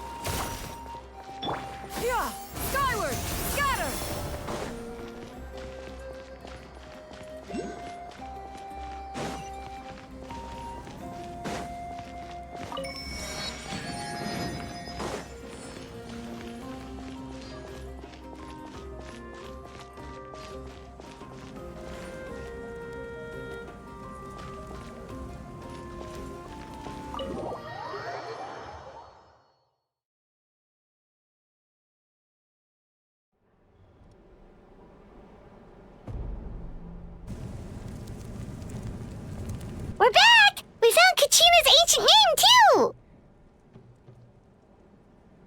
Well, it's fairly complicated. Let me give you the condensed version. The Fatui again?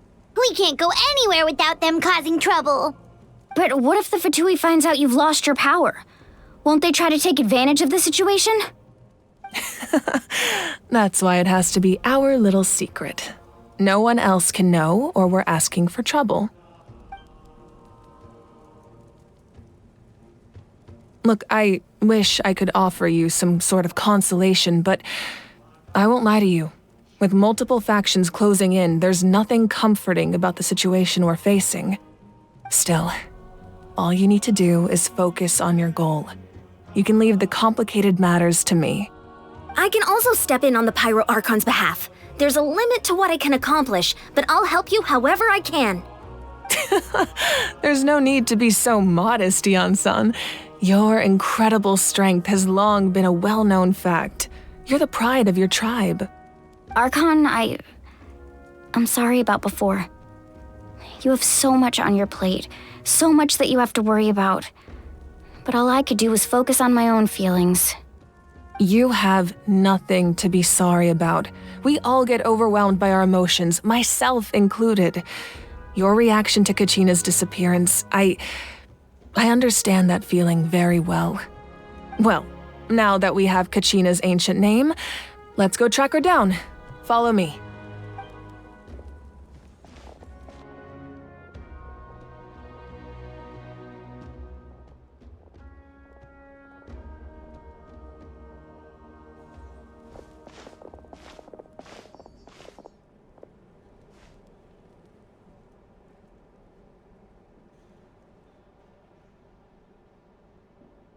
What is this place? Hey, isn't that Atea's talisman? Good eye.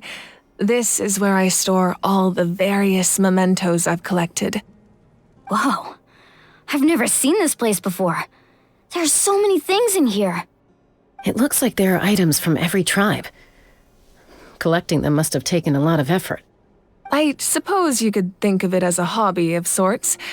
In Natlan, everyone grows up listening to the stories of heroes, and physical items do a far better job of preserving those stories than our own memory.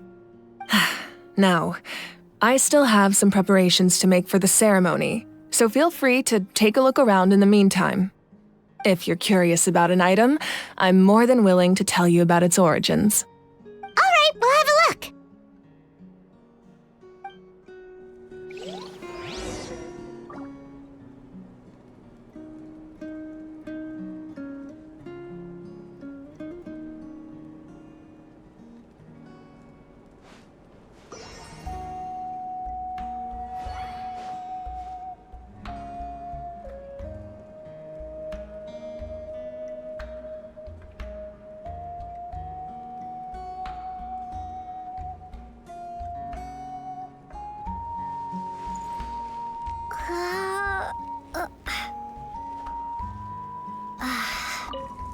This flower looks like it's thriving.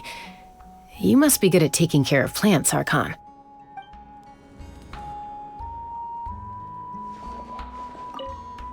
Make sure to handle everything with care. This cup, for example, it's heavier than it looks.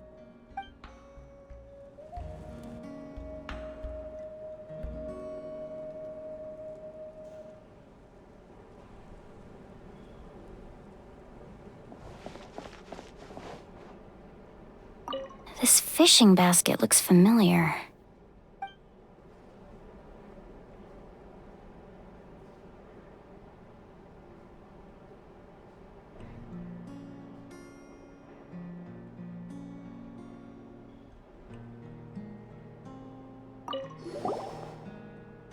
Hey, there's a fishing rod here.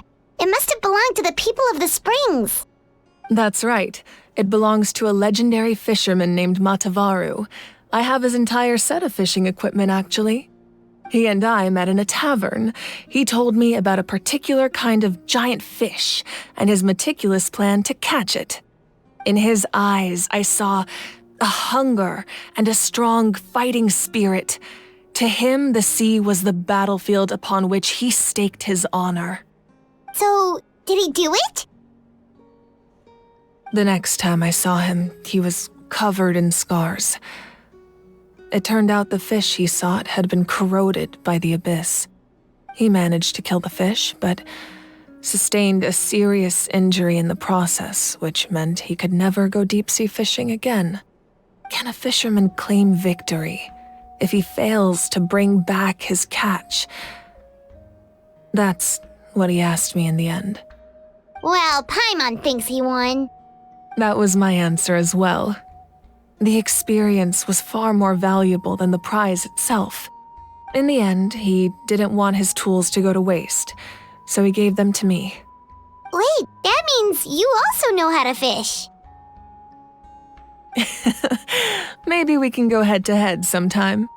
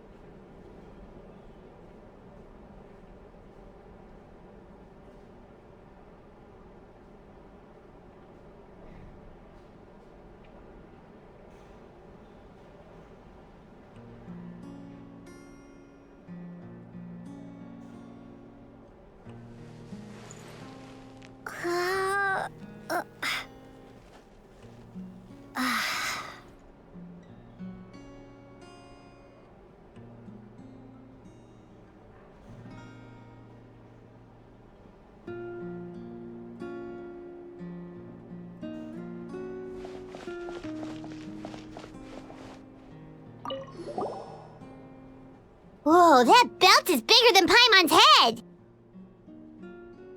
The Collective of Plenty are known for their bodybuilding competitions and contests of strength. This belt is a symbol of great honor within the tribe. The association with strength might also have been the reason the original belt was extremely heavy. It was difficult for even 2 people to lift. And even if a warrior had the strength to put it on, wearing it for any length of time would still leave them gasping for breath.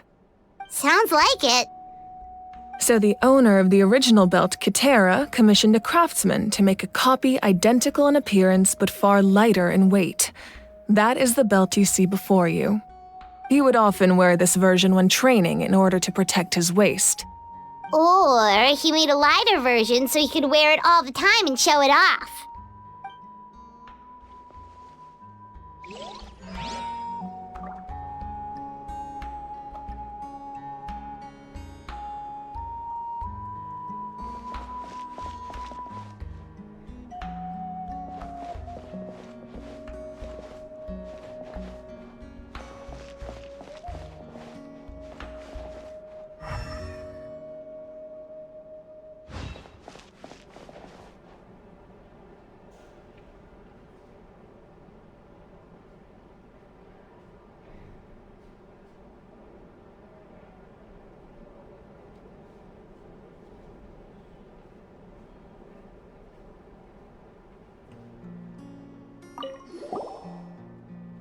This is Atea's talisman. I'm sure you're familiar with this one already. Atea was rarely ever without it. The talisman brought her a lot of luck in battle.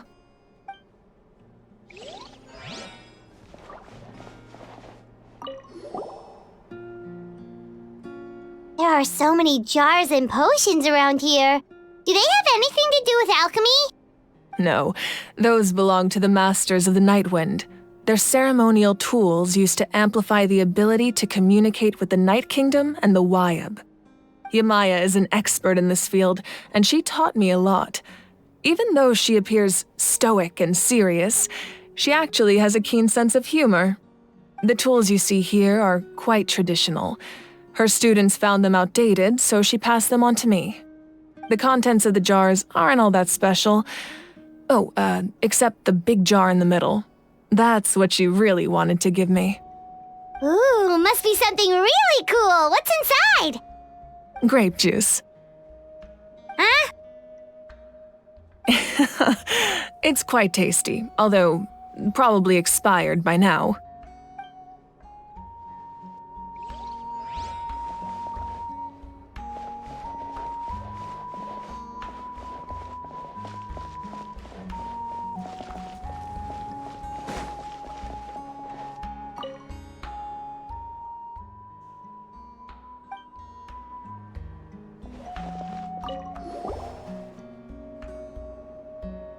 The powder still needs some time to settle, so let's wait a little longer. Well, what do you think of my collection? Do you feel like you have a better understanding of Natlan's culture now? Yeah, if each item represents a different story, seems like Natlan's really been through a lot. Does every item hold a special memory, just like Atea's talisman? That's right. The items in my collection actually serve a similar purpose to the ancient names passed down among the tribes. They demonstrate the true shape of time. The shape of time? Most people perceive time as a linear concept, almost like a straight line that can only move forward. We cannot change the past or predict the future. But there's also a different theory, one that I believe to be closer to the truth. Namely, that the past, present, and future all exist at once. At once? Paimon's not sure she understands. Let's say your journey ended right now. Thinking back on your experience in each nation, which one would you say was the most important? Exactly. Even at the end of your journey, the things you experienced along the way don't cease to exist. They become part of who you are. Take out a portion of that journey, and you would likely make very different decisions, and eventually arrive at a very different destination. The future is the same way. It exists even though it has yet to come to pass. We just lack the means to perceive it. Of course, there are those with the power to foresee the future. They simply call it by a different name. Fate. You're quite familiar with that concept, I would imagine. That does kinda make sense. The future hasn't happened, but already exists. Humanity excels at living in the present, but too often we forget the past and neglect the future.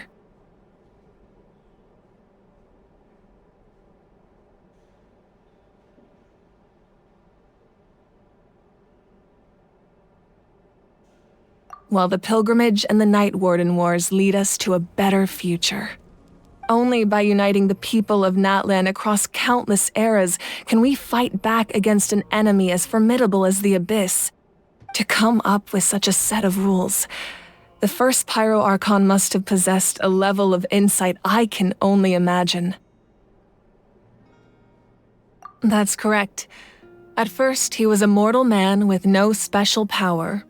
After he ascended to the Divine Throne, he used it to borrow power from the heavens and establish the rules of Natlan.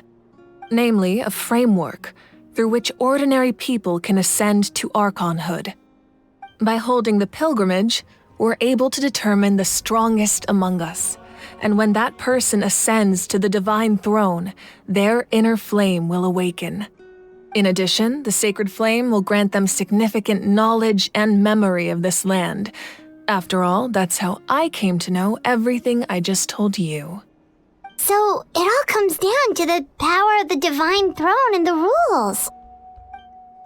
Wait, is that a family portrait?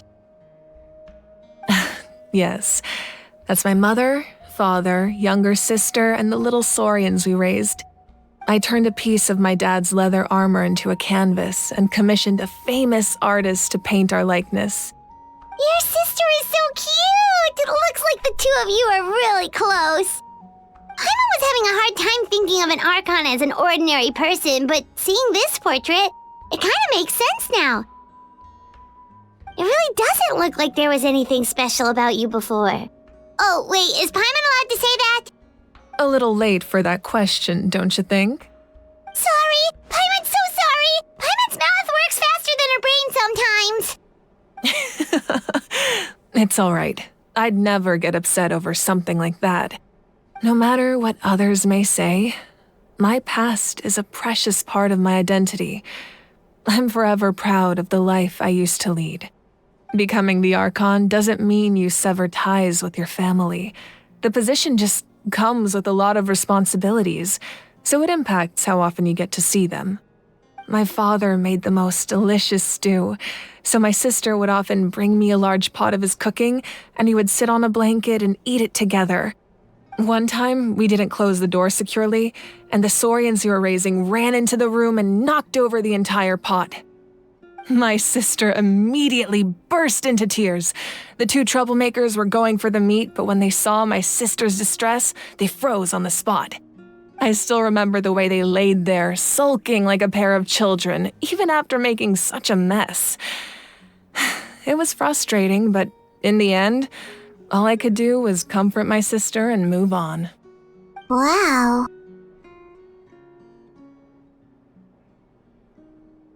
Isn't that what being a family is all about? I think about that story a lot, actually. As the Archon, I made a vow to defend this nation, and experiences like that, they remind me exactly what I'm trying to protect. Well, what happened after that? This portrait looks pretty old. Your sister must be all grown up by now, right? I believe she ended up working as an architect and artist. She built many houses and crafted many beautiful works of art. Anyway, that's enough about me. Now that the powder is settled, we can begin. Ian-san, Mulani, Chaska, over here, please. Place the ancient name up there, and then we'll begin.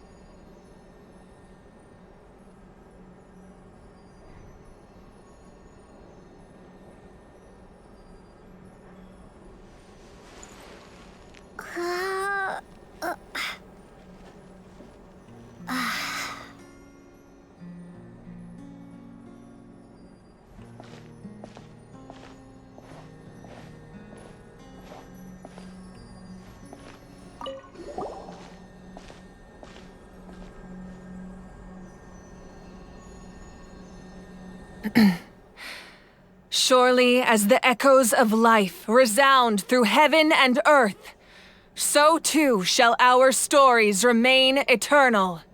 Ancient name, take us to your fated bearer. Allow her to answer our call.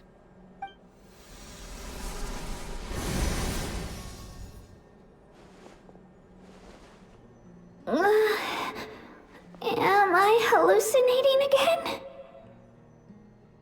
Kachina, are you okay? Huh? I'm not seeing things, am I? Is the Abyss playing tricks on me again? It's okay, Kachina. It's just us.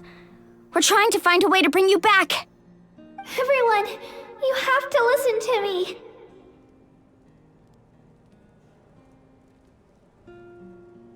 I've been investigating the Night Kingdom this entire time, and I figured out what's wrong. The Wyab is being affected by the Abyss. I was waiting for the Wyab to send me back, but then this really strong monster came in and it almost killed me.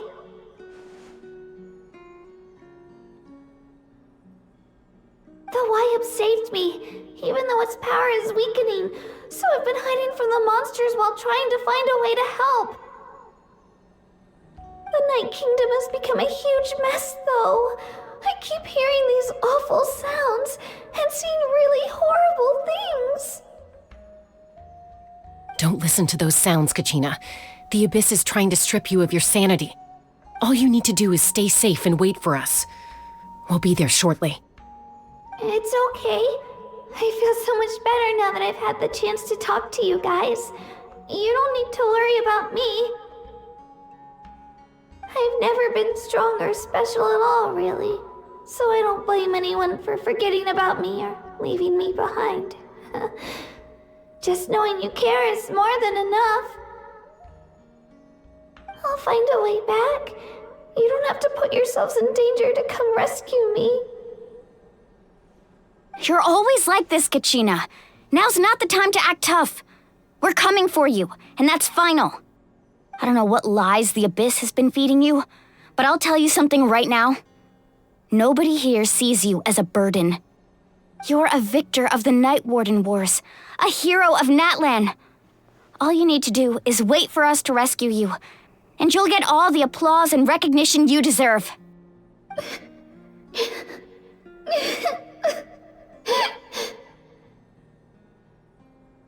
I'm really scared. Everything's so dark and creepy here. And I want to go home. Still, I don't want you to put yourselves in danger because of me. I don't want to hold anyone back ever again. All you need to do is place your trust in us, just like you always have. No one fights alone. We're not leaving you behind. Not ever.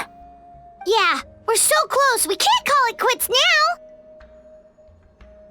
Thank you. Be careful. Looks like we've lost contact. Now comes the most dangerous part. You have to traverse the Night Kingdom in your physical form. This entrance to the Night Kingdom was left behind after an abyssal invasion. Even a brief amount of time inside could expose you to corrosion. I know. I'm prepared for that possibility. All right, then I wish you all the best. I'll tell Koichi to be ready just in case. She's very experienced in dealing with abyssal corruption. That face you just made. Don't tell me you two got into another argument. No, I just feel bad for creating more work for her. I'll go with them too, Archon. The more people, the stronger the party. Thank you so much for your help, everyone. It really means a lot that you're willing to brave these dangers with me. There's no time to lose, so let's get going. Now that I've lost my power, I won't be able to provide much practical support. But I can still keep an eye on the situation from here. Eon-san, I know it's unlikely, but if you encounter a situation you can't handle... That won't happen. I hope not.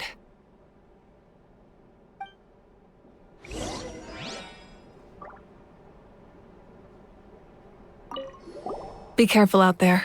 I'll observe the situation from here.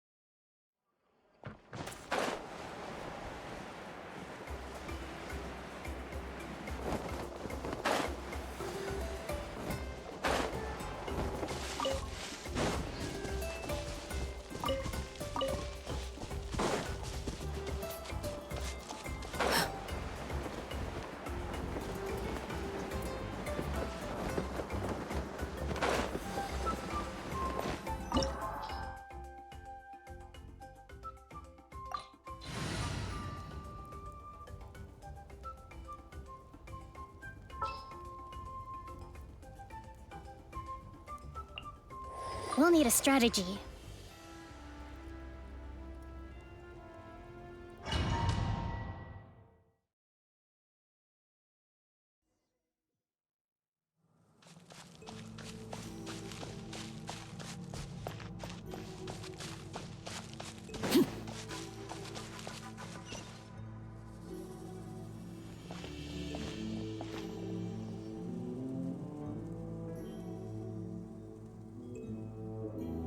So we're underneath Natlan right now? It looks nothing like Paimon was imagining.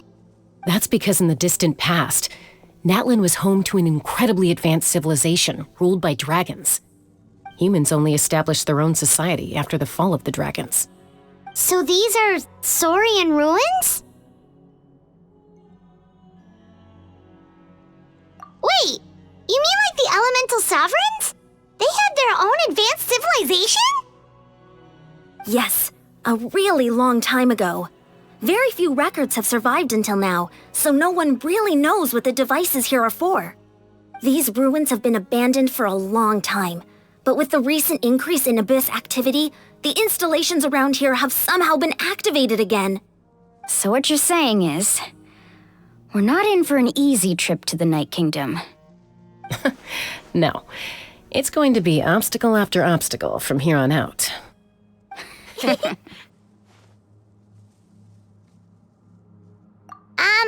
are you all laughing like that? It's creeping Paimon out. It's the pre-adventure excitement kicking in, right guys? Of course. I'm eager to get started. Then let's go. We won't let anything stand in our way.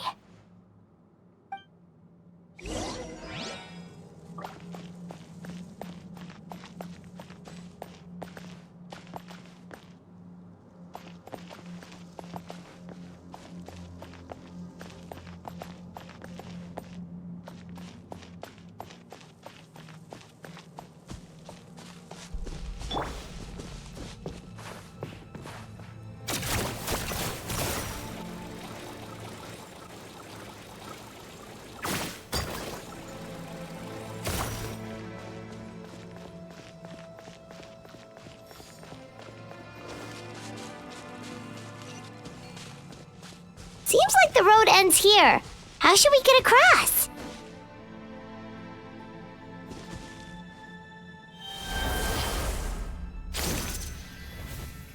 As a professional trainer, I think you could stand to build up your endurance, Paimon. Professional trainer? Paimon thought you were a warrior from the Collective of Planning. Well, that goes without saying. But I actually work as a sports coach. I provide professional guidance for many of Natlan's popular sports. And I don't just mean physical training. I design nutrition plans as well. Ah, so basically no sugar, no soft drinks, no grilled meat. Yeah, we'll be here all day if you list them out one by one. It's much faster to just focus on what's good for you. Such as? Vegetable juice. Want some? You know, Ian-san, Paimon feels like the two of us might not see eye to eye.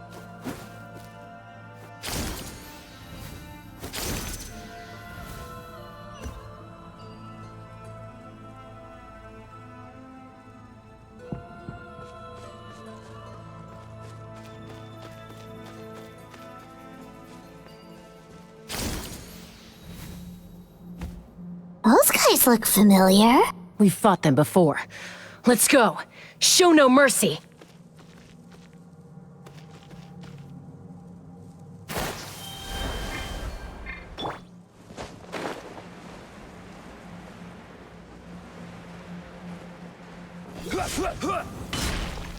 Stabilize! Let her rip! Thrust and reave it! Overruled.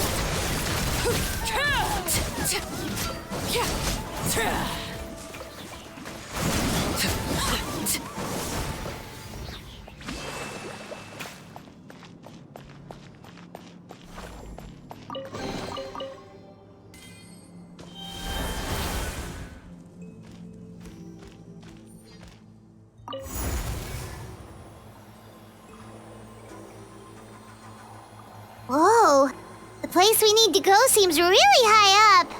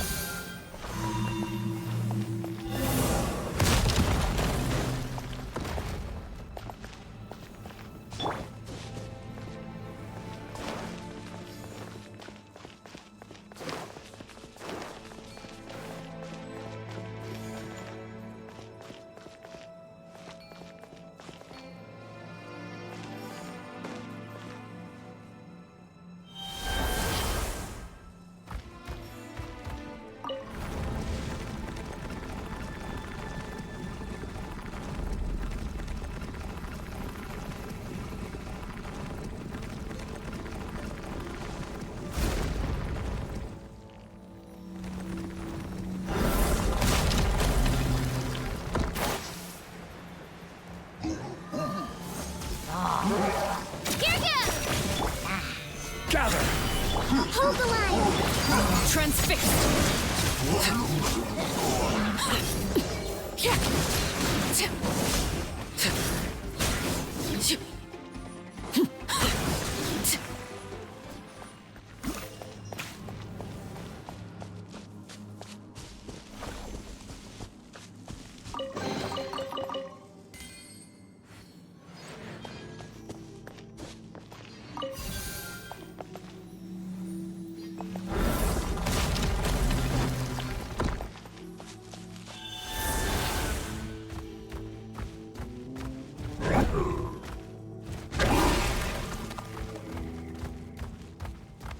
This is the final stretch. We just need to climb up, and we'll be there.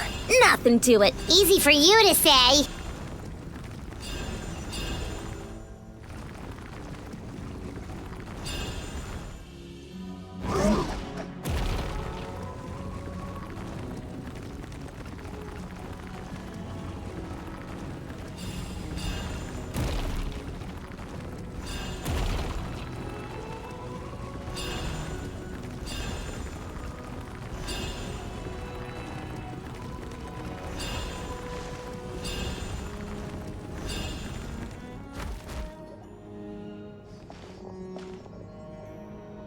This must be the entrance the Pyro Archon told us about. The one ripped open by the Abyss. Yes. There's something in the depths of this place that feels familiar, yet also foreign. We actually have to go in there? Okay, Paimon just needs to psych herself up. Don't push her through before she's ready.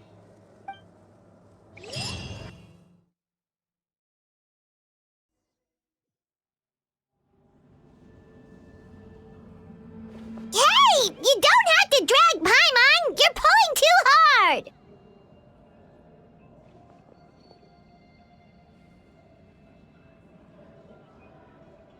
Looks like we made it. This is the Night Kingdom. Huh. It looks so different from what I imagined in the stories.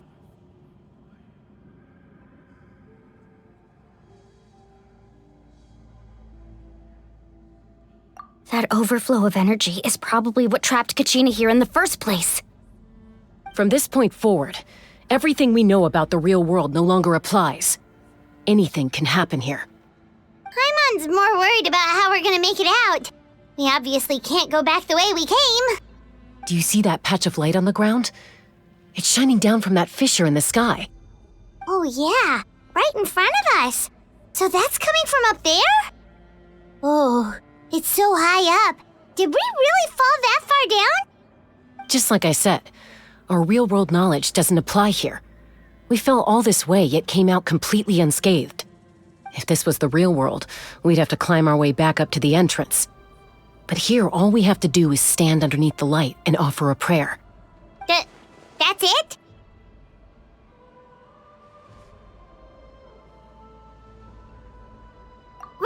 Right. We still got a job to do. So that means all we need to do is find Kachina and bring her to this location. Exactly. This light is streaming in from the real world. It's a link between the two realms. The terrain looks difficult to navigate, and the visibility's not great either. How are we supposed to find Kachina in these conditions? Yeah, these floating black things don't look super friendly either. Those are all manifestations of abyssal power. Be careful. Ghost! A talking ghost! Calm down, I'm here to help. You're the ones who helped Vichama, right?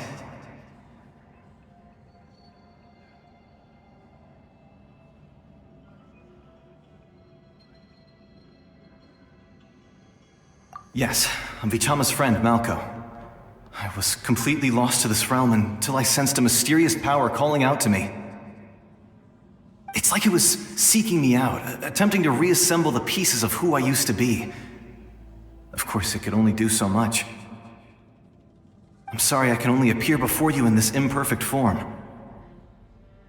No, we should be the ones apologizing.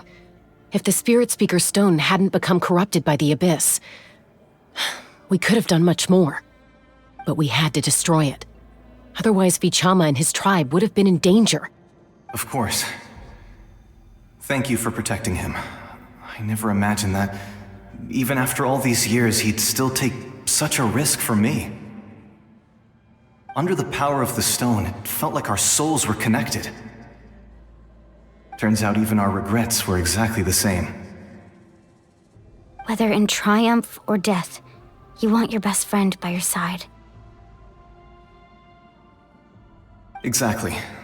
That may not be in the cards for us, but it's not too late for you. You're looking for a young girl from the Children of Echoes, right? She's being chased by an embodiment of abyssal power. I'd like to help her while I'm still in this form, so follow me. Be careful. This place has been severely corroded by the Abyss. Paimon didn't realize it had gotten this bad. It's like a seething volcano ready to engulf our world at any moment.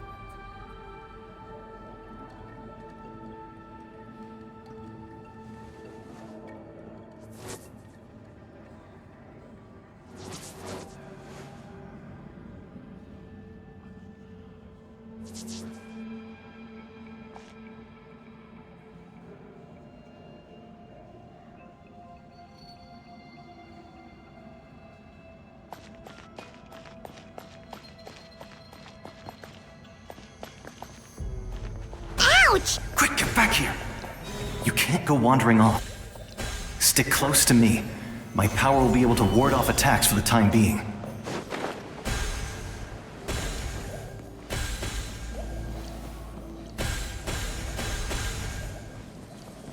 We won't be able to keep this up. Let's try another route. This way.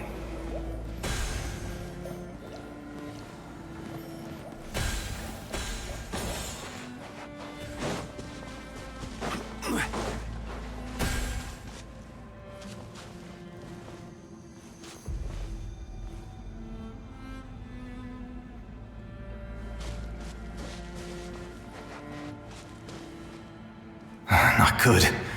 More monsters. We shouldn't waste our time on them. everlasting as the moon. Overruled.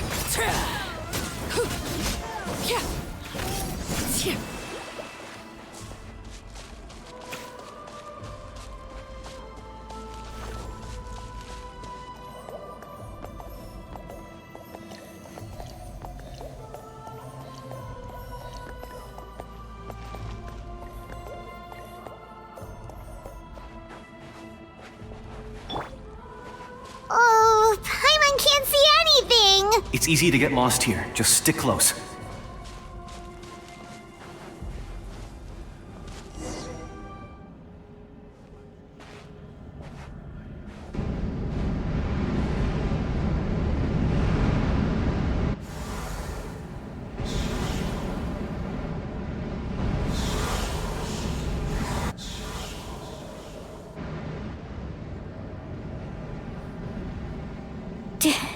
Did you hear that?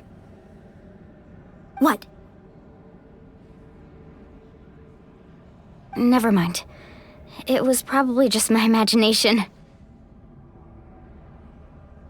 Don't scare Paimon like that! I heard it too. It was a voice from the abyss. What did it say? Doesn't matter. It certainly doesn't harbor good intentions.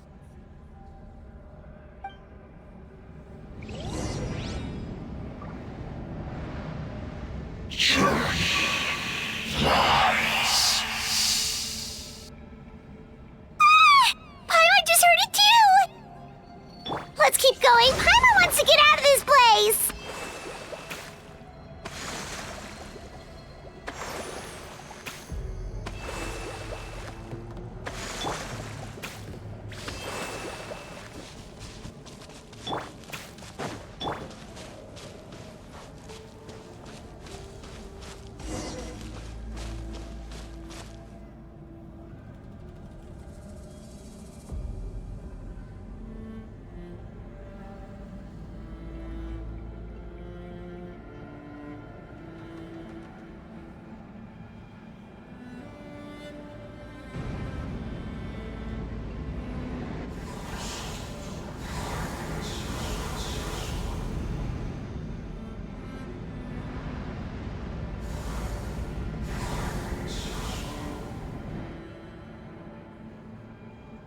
We're here, Kachina!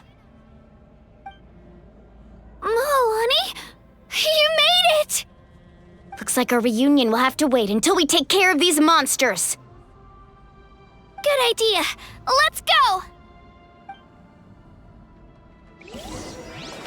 Let's go, Twirly! Gather! Laid bare. Right here!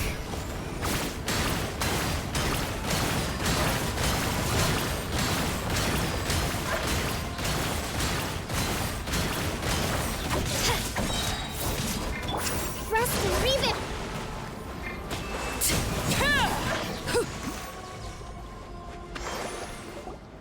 You're here! You're finally here! Thank you so much! That monster can appear from anywhere! It almost caught me a bunch of times. The Wyup's power helped keep me hidden, so I just tried to stay out of sight until you got here. Had a girl. You did so well. And most importantly, you weren't hurt. Should we start heading back then? Actually, I have a request. Will you come visit the Wyup with me? I can't exactly put it into words, but something's wrong with the Ode of Resurrection. And I know it has something to do with the contamination from the Abyss. That was the Pyro Archon's theory as well. Everything we've seen here certainly seems to back it up. In the Night Kingdom, there are 6 main totem poles representing the Wyub of each tribe. You can think of them like the body of each Wyub. Additional totem poles, like the ones around here, serve as proxies to which the Wyub can extend their consciousness. There are countless proxies scattered around the Night Kingdom. Through them, the Wyub can extend their consciousness over the entire realm and track down souls no matter where they roam. But if a proxy were to become severely contaminated, then a soul could become lost within the Night Kingdom. Judging by the current situation, I don't think we're dealing with just one contaminated proxy. Even if we could drive back the abyssal power from one of them, that probably wouldn't even put a dent in the problem. Still, we can't just leave the Wyab to suffer. It's protected me this whole time.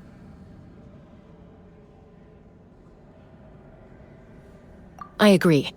We might even manage to draw out the monster that's been hunting Kachina. Getting rid of the monster might slow down the deterioration of the Night Kingdom.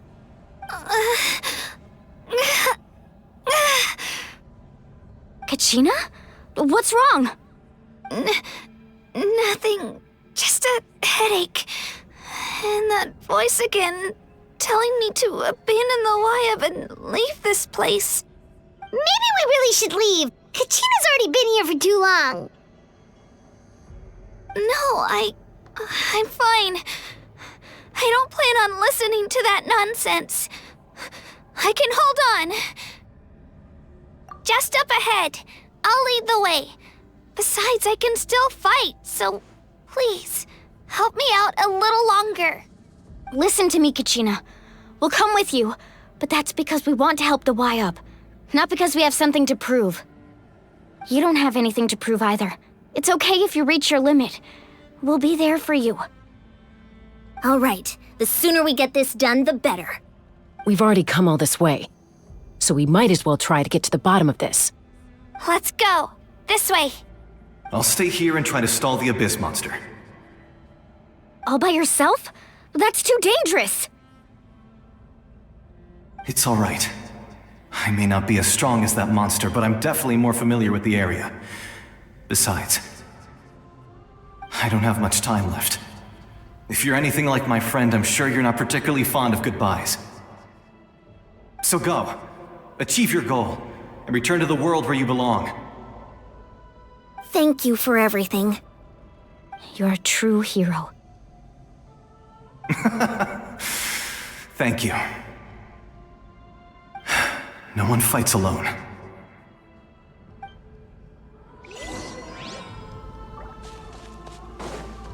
Does your head still hurt?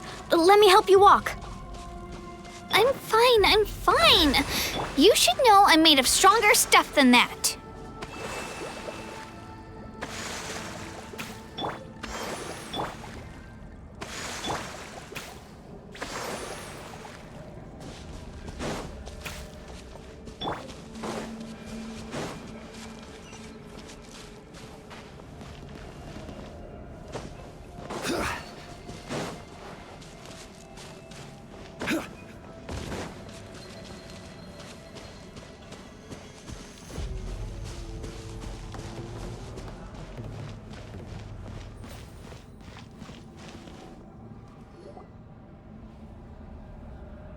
Wyab?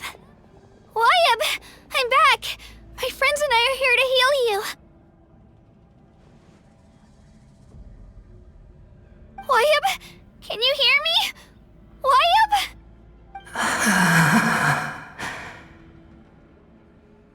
So we were right. The contamination is already too severe. It's preventing the Wyab from answering our calls. All right, get ready, everyone. Time to purge the abyssal energy from this place. Careful. We've got company. Already? You really think that puny soul could slow me down? Courage in the face of futility is pure folly. He tried to get in my way, so I disposed of him. You killed Malco? He would have dispersed with or without me. Rather than worrying about him, I would urge you to focus on yourself. You may have defeated others of my kind in the past, but underestimate me now, and it will be to your peril. No, the power of the Abyss is intoxicating. The destruction it seeks captivates like a masterful work of art. I strive only for the opportunity to see it up close. I thought this naive little girl was an exception, but it turns out humanity is full of lambs willing to offer themselves up to the slaughter. That is the tragedy of your short lives. You understand nothing of all-encompassing power. Ancient names, pride, friendship, all empty ideas invented to give you a false sense of self-worth. They possess no power at all. The Pyro Archon created those grandiose ideals out of pure selfishness. Anything to avoid sharing power. Anything to avoid handing over the primordial gift to ordinary people like you. Don't believe me? Then ask yourself, why is the Pyro Archon strong beyond measure, while you, Kachina, remain so pathetically weak?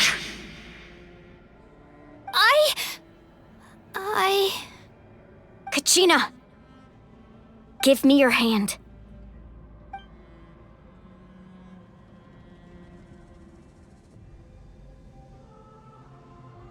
Feel that? I'm right here next to you. Thanks, Moalani. You're right. I have nothing to fear. Because I'm not alone anymore. You're right. Maybe comforting ideals don't have any power. But you also couldn't be more wrong. You've never had to work for your own strength, so you will never understand the true source of our power. What? The courage we have to stand before you and not back down? It comes from our friendship. The power lies not in the ideal itself, but in our commitment to upholding that ideal, and in our decision to stand together and fight! Well said! Let's go, Kachina. It shouldn't take more than 2 of us to handle an enemy like this. Sorry in advance, but you deserve what's coming to you! There aren't many in Natlan who can beat us when we're together. It's time he got a taste of that kind of power.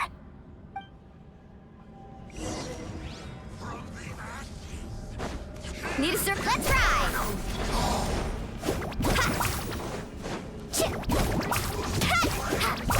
Let her rip!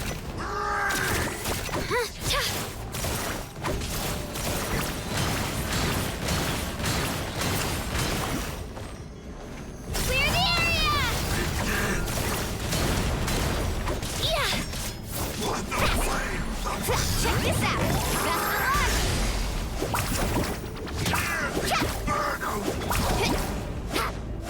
Carving waves!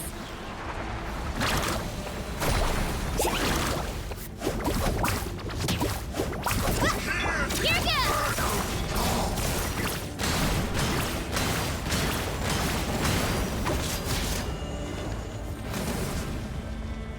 Woohoo!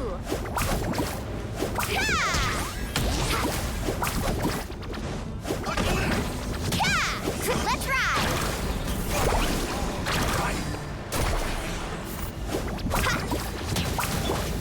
Shabam!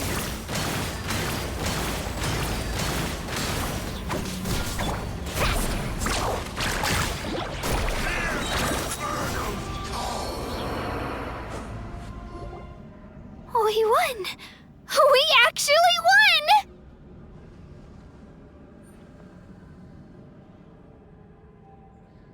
That's what he gets for underestimating you two. Fantastic work, Kachina! Absolutely fantastic! This makes me so unbelievably happy. I'm happy too, Moalani. Together we really are unstoppable!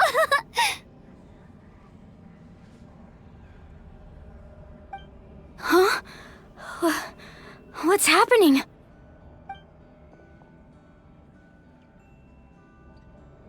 My ancient name is glowing?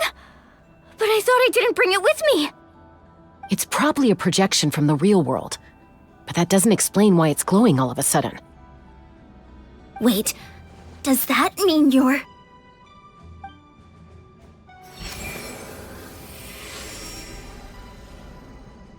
That was a bold move.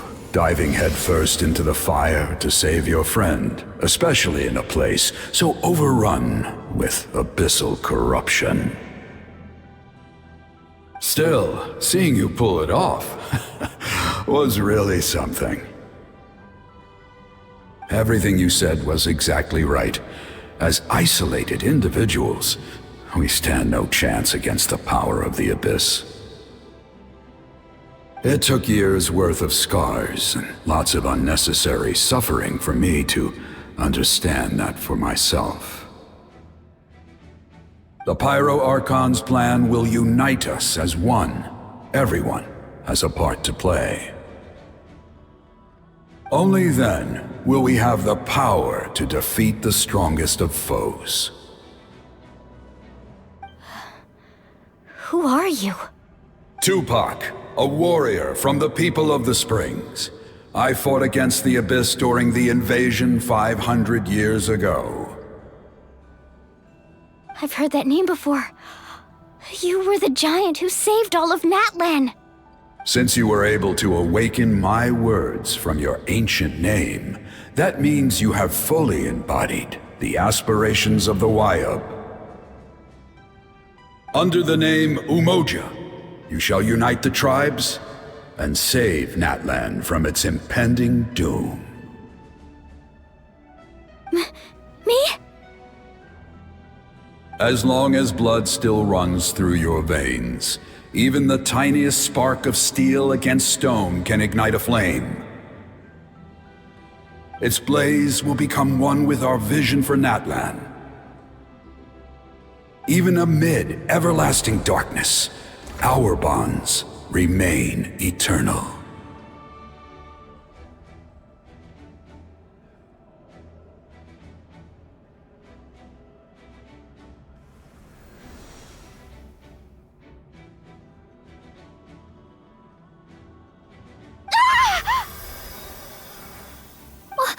What's wrong, Milani?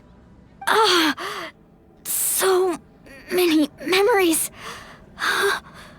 My brain was just flooded with everything he once knew.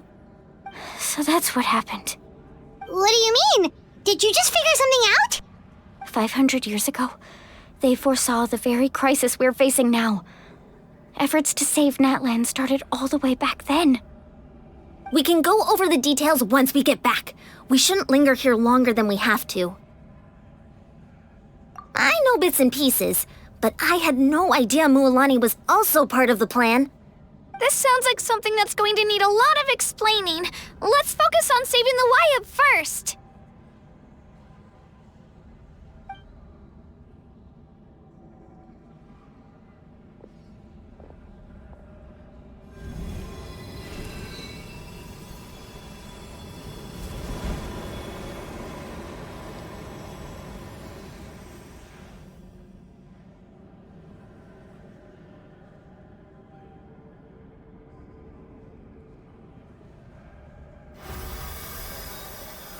Okay, that should be enough. Wayub? Wayub? Can you hear me?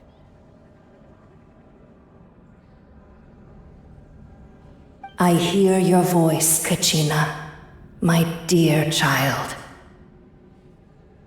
Great. Well then, I'm afraid it's time to say goodbye. I just wanted to make sure you were okay before we leave, but we can't afford to stay here any longer. I was going to ask why you bestowed an ancient name upon someone like me, but it's okay. I'll keep searching within myself for the answer. I'll never stop trying to improve my strength. One day, I'll live up to the hero you saw in me. You are already an outstanding child in my eyes, Kachina. No matter what happens. Huh? You are all my most beloved children. It has always been my honor to protect and nurture you. Your ancient name is just that. A name. Much like your parents chose to name you Kachina, I also gave you a name, but it need not define you. Focus on who you want to be.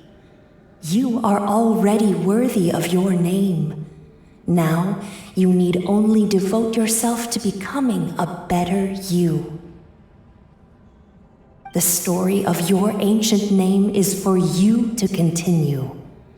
Just like your parents, my love for you will never change, no matter what the future holds.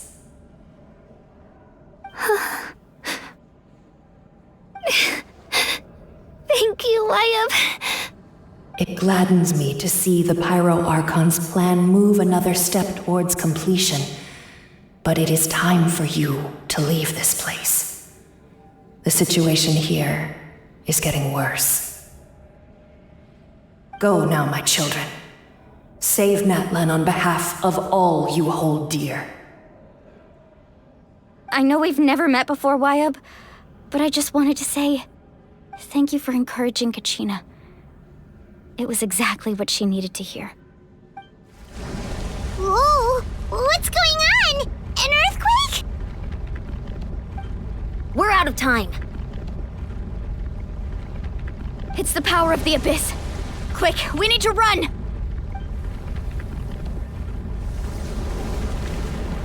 It's a Seelie! The Seelie opened the way for us!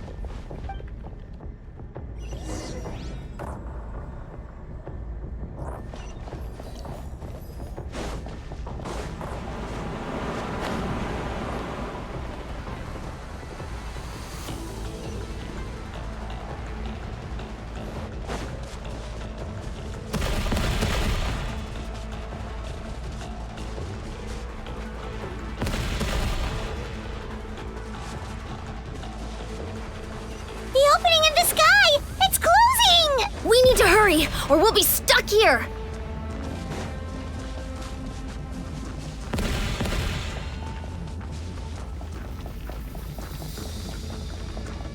Watch out for the falling rocks! Quick, through the middle!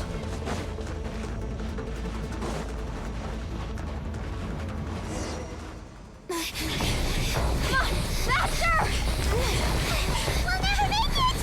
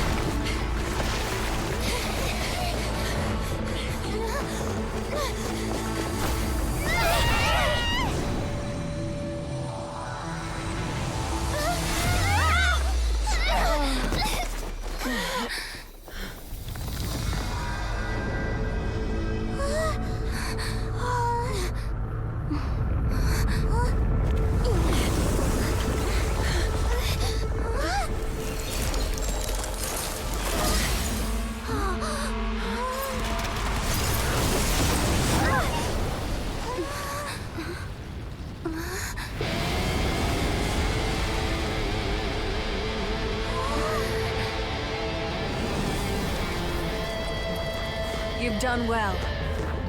Now come home.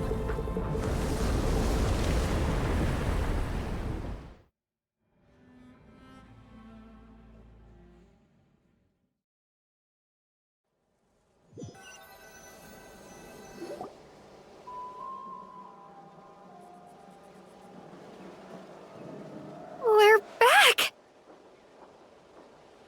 The Pyro Archon saved us. But she's not here.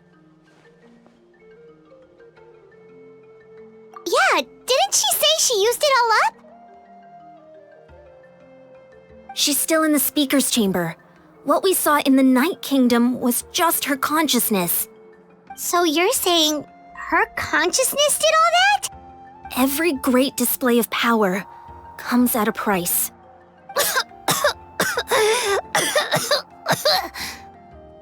You must feel terrible, Kachina. Just hold on. We'll get you to a doctor soon. Let's get back to the stadium. The Pyro Archon said she'd have a doctor waiting for us. I recommend getting a full checkup, just to make sure no damage gets left behind. Paimon feels okay. What about you, Traveler? Right. You always seem to do pretty well against the Abyss. Let's get going. We need to share what we learned in the Night Kingdom as well. Right. The Wyatt mentioned something about the Pyro Archon's plan. What is it exactly? I'll let her explain everything. We're all a part of the plan now.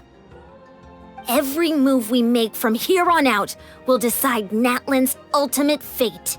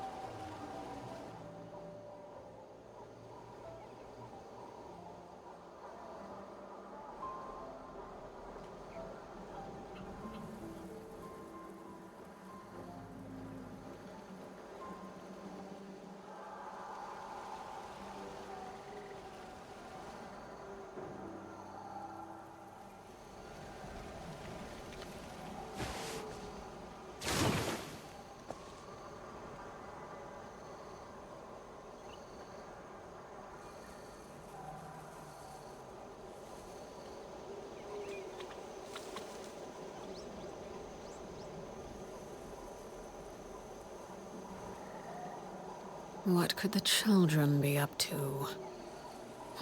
Never mind.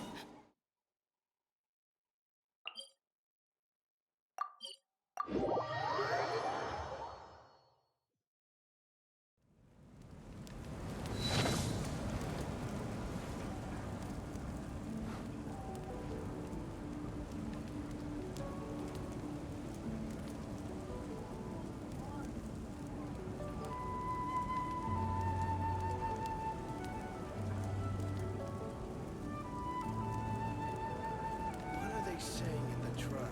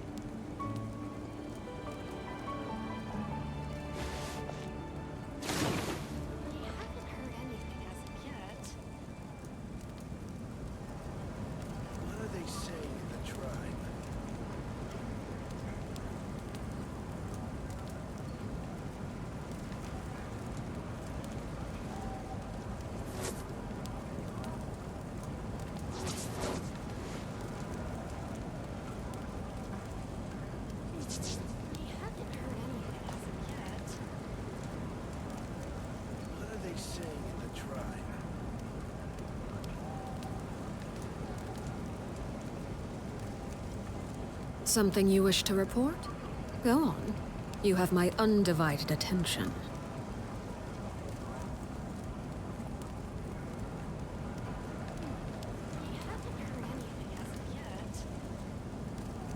What are they saying in the tribe?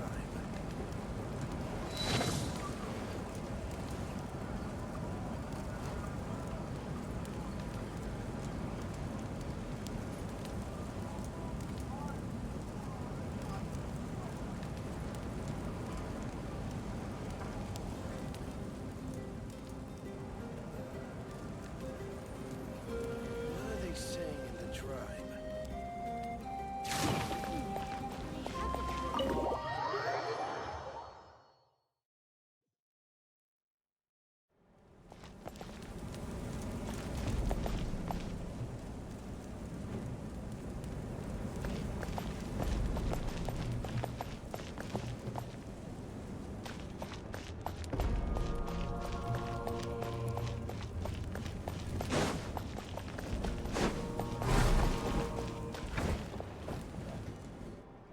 Huh.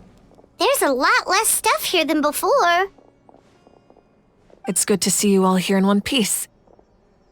I know you must have a lot of questions, but let Koichi check you over first. It's best not to let any lingering effects of the Abyss go untreated. Thank goodness you made it back. I came here as soon as the Pyro Archon told me about your plan. Take a seat, everybody. I'll examine you one by one.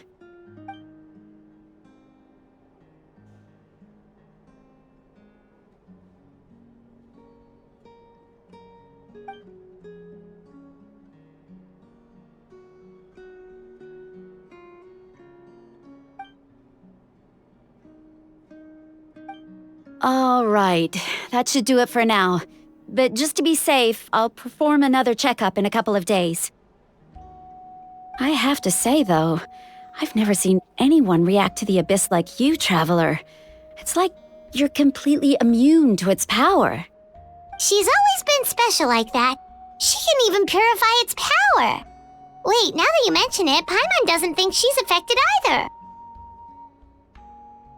Given the current situation, that ability will likely play a great role in the events to come. Of course. I still have patients to see, so I'll head out. Thank you, Koichi. All right. We might not see eye to eye, but we both had good intentions. Just give it time. I'm sure we'll figure things out between us one day. Yeah.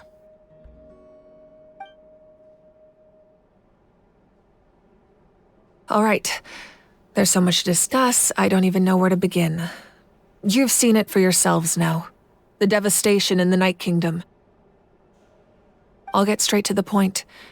Natlan is on the verge of destruction. It's very possible our nation has less than a year before total devastation. Huh? No. That can't be true, can it? That's right. But I've only ever disclosed that fact to the handful of people working with me to save this nation. Our looming destruction is not a recent development, but the inevitable conclusion of the disaster the Abyss initiated 500 years ago. Mualani told us a little bit about that. 500 years ago, all the nations of Teyvat were invaded by the Abyss. Unlike the other nations, Natlan never had stable and deep-rooted ley lines, so we suffered the worst of the invasion. The battle against the Abyss was exceedingly long and brutal. In the end, victory came at the cost of our civilization and countless lives. Even then, it took centuries of solving the disasters caused by the Abyss to finally achieve the peace we know today. And still, this is but a superficial victory. The forces of the Abyss have merely been driven back underground. Their threat to Natlan remains as real as ever. I'd never have guessed. The problems plaguing the Night Kingdom are all the more complicated because that realm is essentially functioning as Natlan's ley lines. Immediately after the war, our calculations estimated that we would have a maximum of 500 years before the Night Kingdom was completely lost to the Abyss. But at that time, we were a nation of the destitute, Our people no longer believed in victory, nor did they hold hope for the future. Our civilization was dying, our faith crumbling, and the line of power passed down from the Wyab nearly severed. If we didn't bring the nation back together, it would be foolish to even dream of defeating the Abyss in the future. So, the Archon had a long and involved discussion with the heroes of each tribe, and finally came up with a 500-year-long plan to save Natlan. So that's what happened. After finding Kachina, I encountered a strange figure who gave me a series of new memories. Since the plan was mentioned in those memories, I guess I've been chosen to play an important role in it. But there's still something I don't understand. Those memories showed me the Pyro Archon from back then, and it was you. Huh? But that doesn't make any sense! The Pyro Archon is supposed to be human. It's impossible for a human to live that long. That's right. The hardest thing for humans to overcome has always been time, or rather, the natural limitations of our lifespan. A god can extend a human's life by using a certain amount of divine power, or subjecting them to a curse. But, as we all know, Natlan doesn't have gods like that. We can only rely on our own methods. A human life is like a flame destined to be extinguished. 500 years ago, I placed my life within the sacred flame. Only by dying before my time could I have the chance to wake up again. So, in other words, this is your second life? Yes. We only managed to defeat the Abyss all those years ago because the tribes came together as one. If the Natlan of the future was to have a fighting chance, the Pyro Archons that came after the war had to rebuild the decimated tribes. The goal was to reunite the people and restore the strength of each tribe's Wyab. Once a tribe was back to its full strength, the tribe's Wyab would select a hero, indicating the tribe was once again ready for war. The Chosen would then stand by my side in defense of our nation, just like great heroes of old 500 years ago. So that means I'm one of the Chosen? That's right. You bear the ancient name Umoja, the same one held by the hero from your tribe 500 years ago. It means unity. After your adventure in the Night Kingdom, I trust you've come to fully understand the meaning of that name. So in other words, you always knew who the Wyab were going to pick from each tribe? Yes. According to the plan, each tribe was supposed to have been fully restored by the time I awoke. But something went wrong along the way. The 6 heroes successfully inherited the ancient names from 500 years ago, but the intel regarding the plan wasn't passed on to them. Once again, it comes down to the deterioration of the Night Kingdom. Communication between the Sacred Flame and the Wyab has been blocked. Just like how the Ode of Resurrection failed to bring Kachina back. Exactly.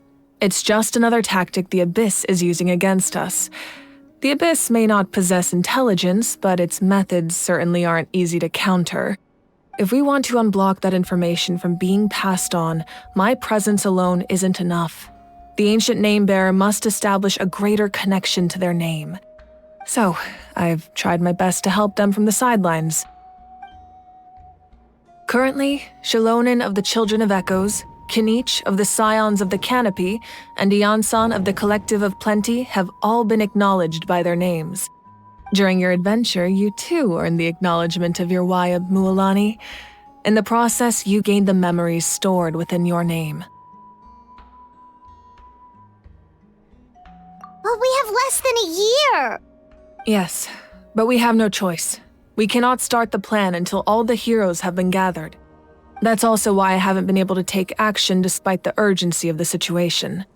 But if you knew this whole time, why didn't you just tell me about my role in all this? Wouldn't that make everything go a lot faster? Perhaps, but the opposite could also be true. Knowing your destiny too early could mean failing to realize your full potential. Just like your determination to save Kachina, I hope your commitment to this endeavor comes from your own strength of will, rather than a sense of obligation. So I suppose you're not going to tell us who the final 2 heroes are then? That's right. Their time is yet to come. Putting pressure on them beforehand will only hinder their development. I can only trust in the judgment of the Wyab. I have never believed I could solve this crisis alone. In fact, it was precisely because I chose to trust and rely on others that we managed to get this far. Natlan's salvation lies not in its Archon or any singular individual, but in us all. You're quite perceptive, aren't you? I thought I might get away with avoiding the topic. Huh? Oh, right! All the stuff you stored here before, where did it all go? Even though I sacrificed my power, I still needed a contingency plan to ensure you would make it back from the Night Kingdom. After all, I was the one who allowed you to take that risk, and Mualani has an important role to play in my plan. In addition to their sentimental value, the items I stored here held a much more important purpose: fuel. Fuel? Ah, so back then, that's why you... Yes. The stories embodied by those items are certainly important, but there's an even more significant trait they all share. Every item belonged to a hero of Natlan. Over time, they became imbued with a certain amount of contending fire from being carried in battle. On their own, each item's power is limited, but together their combined effect can prove quite useful in a dire situation. By burning those items, I was able to activate the contending fire stored within them to open the boundary between the two worlds. It was a rather crude approach, so all their power was depleted in an instant, as you can see. But weren't they all precious treasures? What about their stories? That's exactly why I dragged you all here. No matter what, I never wanted the Pyro Archon to have to use that power. Oh, I'm so sorry. You have nothing to be sorry for. You all deserve my thanks, actually. If you hadn't saved the totem pole, that area of the Night Kingdom would have been forever lost to the Abyss. And then, it would only be a matter of time before the Children of Echoes was met with disaster. Besides, when those heroes entrusted their belongings to me, or the Pyro Archon of their time, it was out of a desire to contribute to Natlan's survival. If they knew those items helped save the present-day heroes of Natlan, they would not mourn their loss. Even when you put it that way, I still feel bad. There's no need. Remember what I told you about time? The people and the events of the past are never truly lost to us. We simply carry them with us in a different form. In that sense, we didn't lose anything at all. If you still have regrets, let them fuel your resolve in the battles to come. Your deeds will become new legends and nurture new forms of power just like the items once stored here. Well, we'd still like to return the favor. Well, if that's the case, just treat me to a drink sometime. Now that Kachina has returned, we can finally hold the victory feast and celebrate your team's triumph in the Night Warden Wars. And we could all use the rest, that's for sure. Plus, you'll be able to silence everyone who doubted you once and for all, Kachina. Still, now that I know the danger we're facing, having a victory feast doesn't feel right. Try not to let it get to you. It's important to stay calm. Worrying about it will only affect your judgment. All right, you should head out. I'll join you in a bit.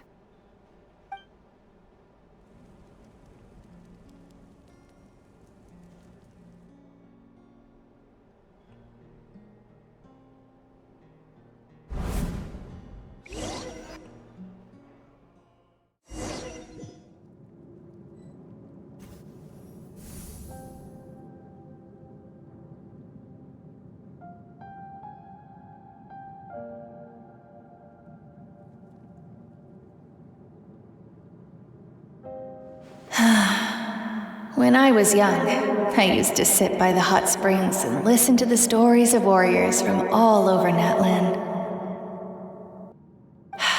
They attract people from all walks of life. Friends come easy here, no matter what tribe you're from.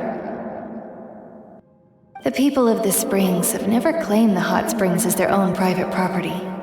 They are there to bring all hot spring buddies together. It's been really nice seeing the children of my tribe get older.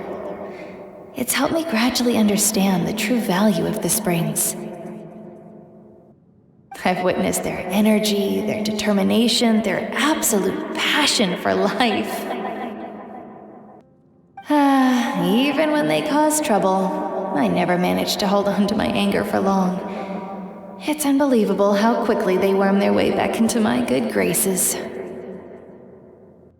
I'm certain Mualani will become a great warrior when she grows up. She possesses infinite potential. I can see it. One day, when I'm no longer in fighting form, I'll come here and tell stories to all the children, just like those warriors did for me. So, you better get busy, Pyro Archon, or I'll end up running out of stories.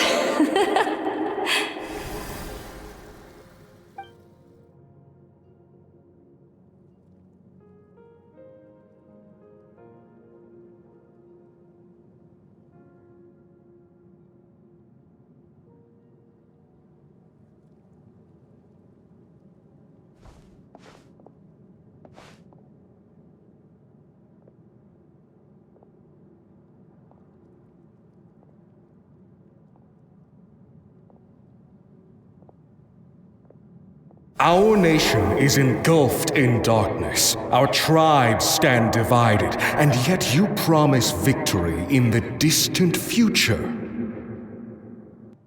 The Abyss is a cunning enemy, one that I faced in battle many times. Were that not the case, I would never understand exercising this degree of caution. My rage will never know absolution. Then my power will no longer aid you in victory. But you came to me because you knew you could convince me with just a single sentence. I understand your choice. The heroes of today will forge the path ahead with blood and fire. Just remember to earn us the victory we are owed. Otherwise, rest assured, I'll find a way to collect the debt. For Natlan.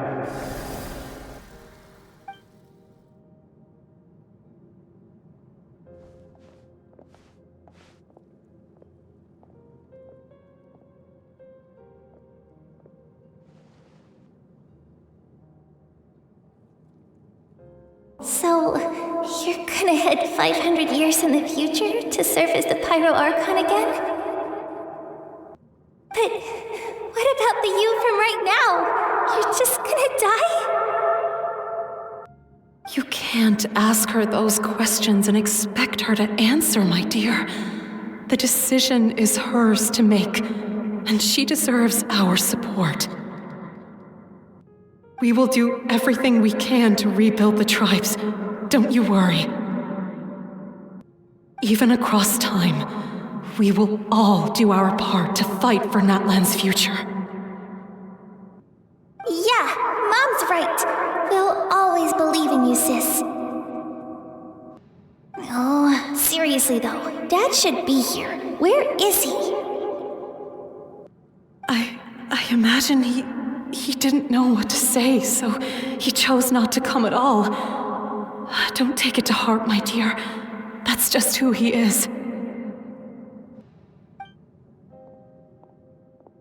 Just remember, no matter what happens in the future, we will always love you.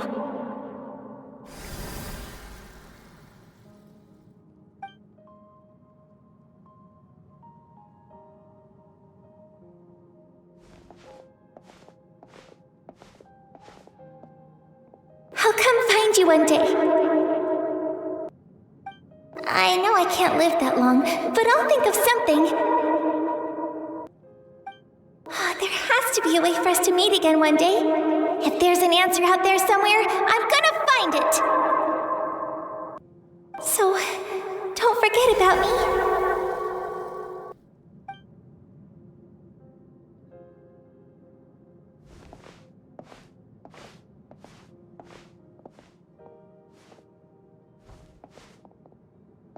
If that's your decision, then you have my full support, Archon. May our children live to see such a lovely son. For Natlan! No one fights alone.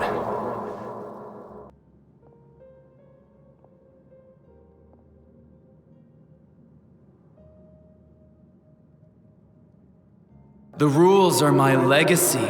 They shall grant us the strength to overcome the next tragedy. War forged the 6 tribes, taught us how to fight, instilled in us what it means to love. Who will be the one to bring this to an end?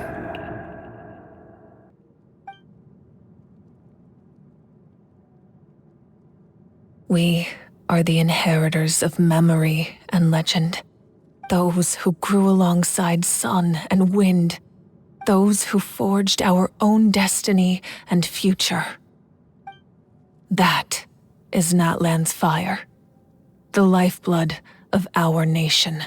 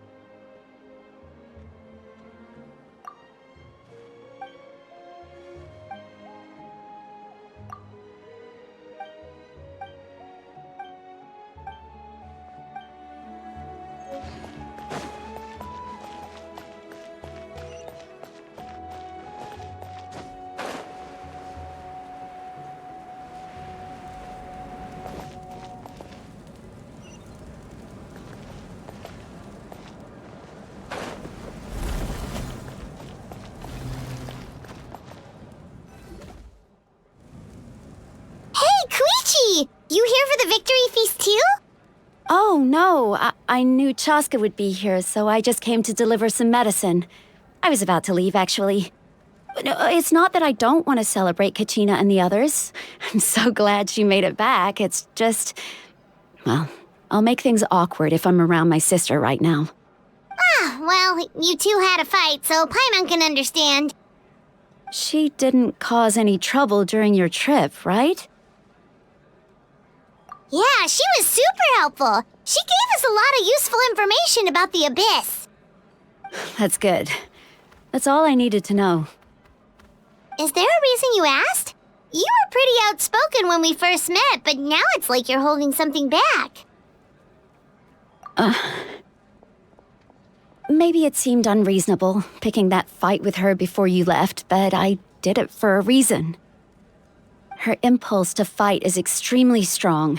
Her mental strength helps her rein it in, but she still loses control sometimes. I had no idea what you might face in the Night Kingdom, so I didn't want to take any chances. So what you're saying is...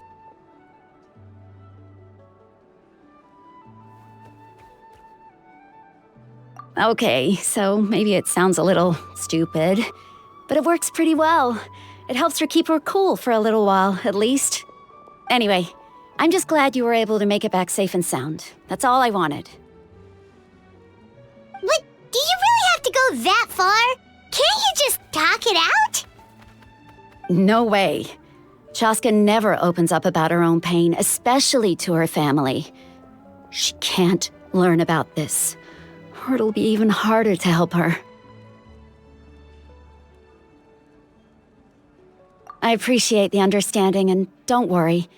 I'll find a way to help her ease this burden. Anyway, I need to get going. Enjoy the celebration. Oh, and if you ever need a doctor, you know who to find. Huh. Who would have thought there was a deeper reason behind their arguing? In the end, it's all the Abyss's fault. Paimon's had enough of them.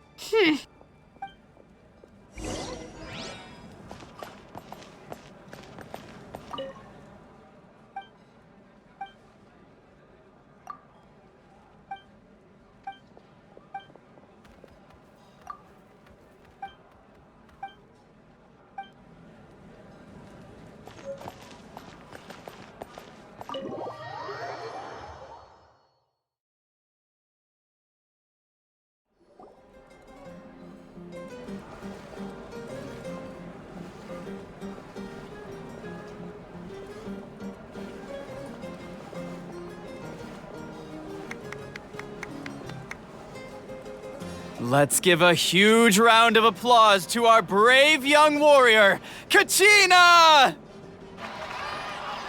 Woohoo! Well done, Kachina. Thank you, everyone.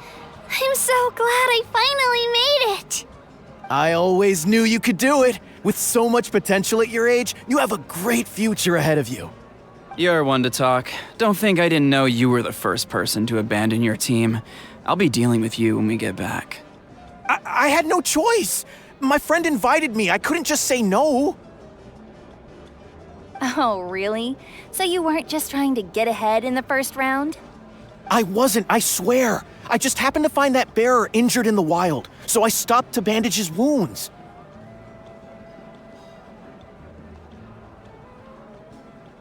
When he insisted on repaying the favor, what was I supposed to do? I'm just one person. I figured Kachina would have no trouble replacing me. But the fact of the matter is that after your departure, everyone else started thinking about swapping teams too. I'm really sorry, Kachina. It was wrong of us to abandon you like that. It's amazing that you still made it all the way through to the Night Warden Wars. That's the highest honor. So, what about you guys? Did you make it far? Our team captain drank too much the night before the competition and turned up late to the stadium on the day. We got disqualified.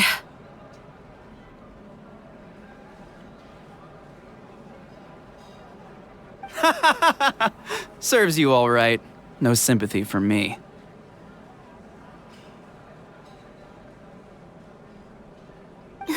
All right. There's no need to be like that, Uncle Pakal.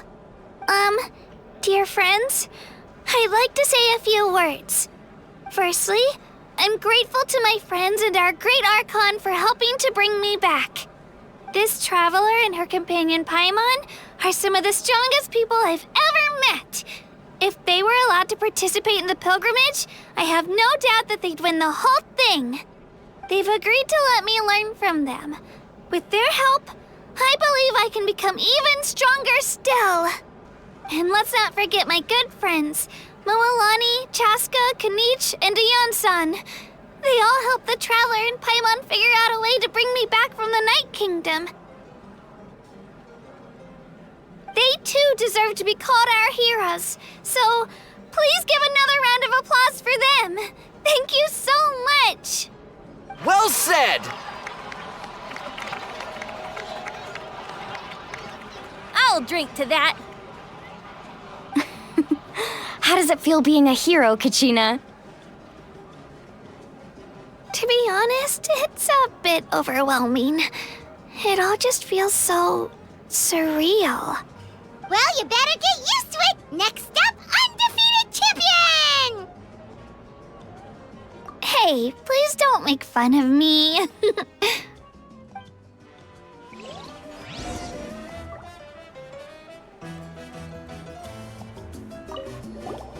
My apologies. I knew more than I let on. Everything comes at a price, and most heroes aren't people who set out to become a hero. If you cling too tightly to your goal, you end up losing things that are far more precious. But in any case, we're now on the same page. I wonder how long before the two final heroes appear. From the Flower Feather Clan and the Masters of the Night Wind.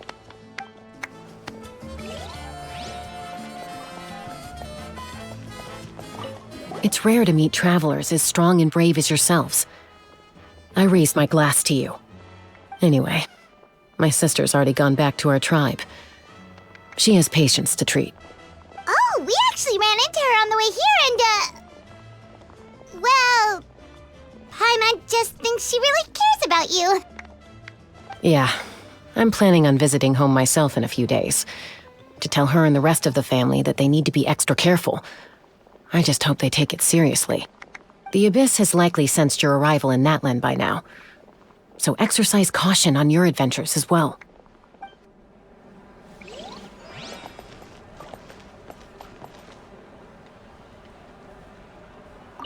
It cost us a lot, but we got Kachina back safely, and that's what matters.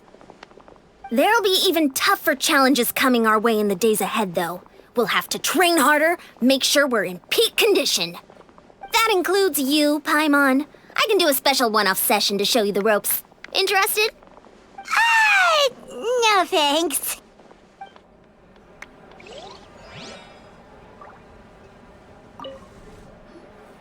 At previous victory feasts, you'd always find me in the crowd singing and dancing. But after what I found out today, it's too much. I'm still trying to process it. It does feel weird seeing you so out of sorts.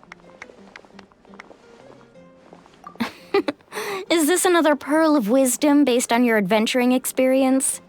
Well, Paimon agrees with the Traveler. Everyone's come together to celebrate Kachina's achievements. That's gotta be a first. You're right. Kachina looks really happy. And now I'm being the moody one. Ugh, enough doom and gloom. Time to shake it off.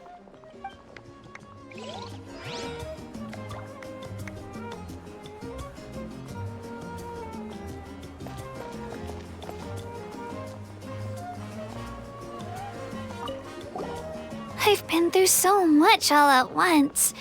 Everything still kind of feels like a dream. Are you still feeling unwell? Nope, all better now. I told you I bounced back pretty quick, so don't worry about me. I bet you guys must be tired, though. Make sure you get some good rest tonight. You gotta recharge so you'll be in the mood to have fun.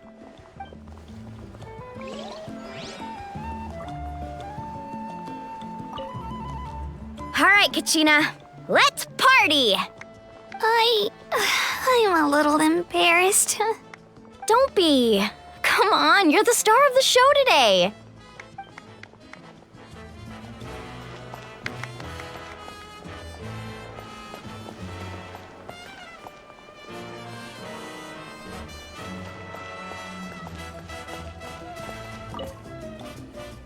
Ah, you're here. Have some fruit juice. I got it specially for you two. How did you know? That's Paimon's favorite! You look like you've still got questions. Ask away.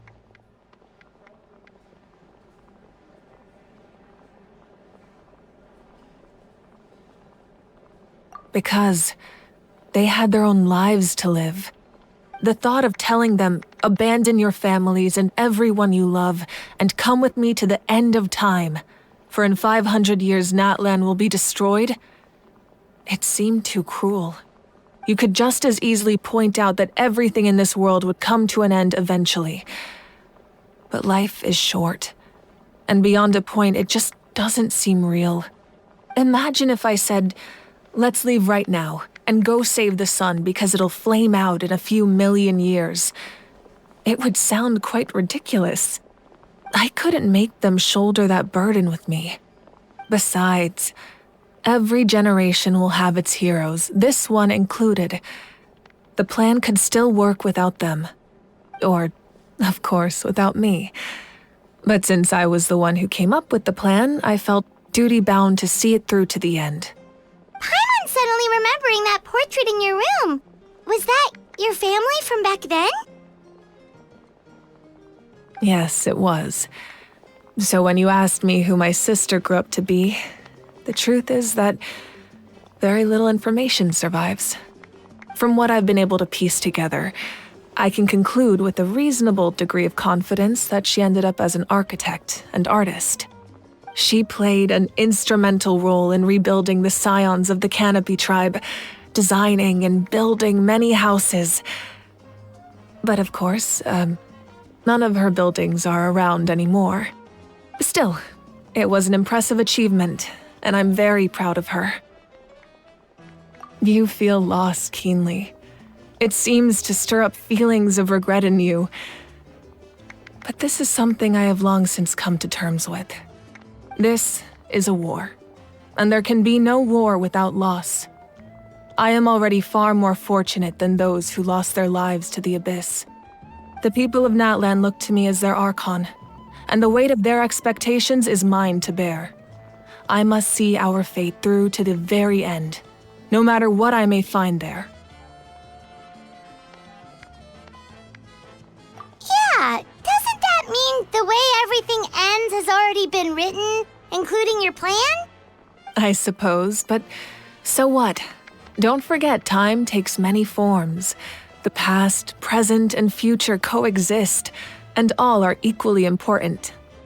Even if the future ends in destruction, there's still no reason to give up on the here and now. And it's precisely because we humans cannot know our fate that we will never give up on our struggle. This is a pivotal moment. We are still 2 heroes short. Well, 3 to be precise. There's one further hero who I'm hoping to get on my side, whatever it takes. Your resistance to the corrupting power of the Abyss is truly remarkable. It would easily make you an all-important figure in the upcoming battle.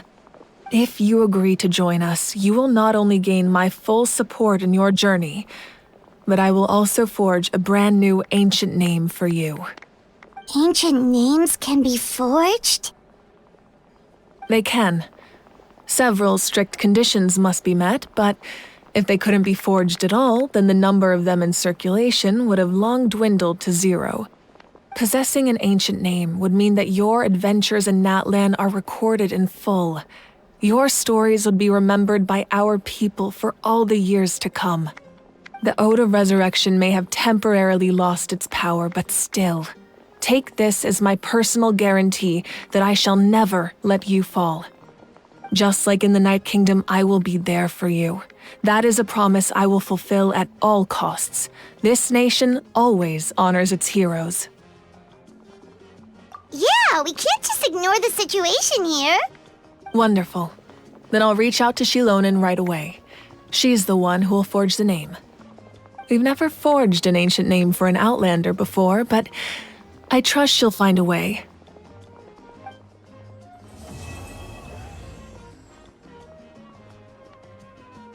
My lord, we've received word that the Pyro Archon has lost much of her power. Although your injury complicates things, this is most certainly the opportune time to seize the Gnosis. Victory and defeat are rules, not outcomes. I have never taken advantage of an opponent in a time of weakness, and I don't intend to start now. As for you, I must confess, I did not expect that little trick of yours to save the day. No matter how dense the fog, as long as the sun remains, we cannot turn day into night. She could have dispelled it. She simply chose not to. You don't have much time, and you're injured on top of that. What do you plan to do next? I'm beginning to see just how useful you may turn out to be. You heard something from here, didn't you?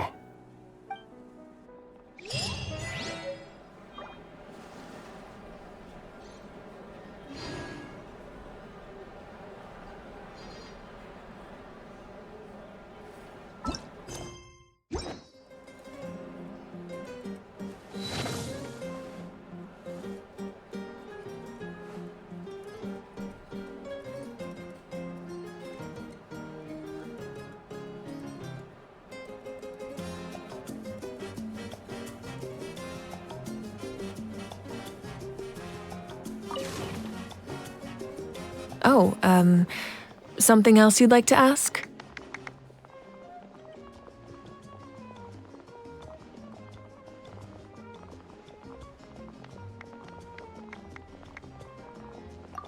Well, our intel suggests he hasn't made any new movements yet, although Kenichi's investigation helped us confirm that he's being aided by someone from the Masters of the Nightwind. I'm getting closer to narrowing down who that may be, but it's still unclear whether this person aided the captain out of willingness or coercion. If you learn anything about this during your adventures, please, let me know. Oh, something else you'd like to ask? The Abyss is the most formidable enemy in all of Teyvat. In the beginning, it took failure and tragedy to even begin to learn how to fight back. All of the methods you've seen in other nations were developed based on experience and insight passed down over generations. We know them to work, but few of us actually understand why. It's the same for the method we use here in Natlan. Ever since ancient times, elemental energy has been one of our most reliable weapons against the Abyss. As for the principles behind it, I'm afraid you might have to seek answers from someone older than the position of Pyro Archon itself. Oh, something else you'd like to ask? That also comes down to the long-standing effects of the Abyss. Our people's survival is inextricably tied to the Wyab, but their power has its limits. They cannot offer our people the same degree of protection outside our borders. In fact, people who do decide to leave often suffer from memory loss and emotional issues. Everyone in Natlan understands this. That's why our people never leave without a good cause. Even if someone is left with no choice, the chief of their tribe must seek approval with the Wyab to grant them leave. And the Wyab have always been very strict about granting that approval, since extending protection beyond our borders means consuming power reserved for our fight against the Abyss. Still, there's no need to worry. The Wyab extend their protection to all within Natlan, including visitors from afar. Oh, something else you'd like to ask?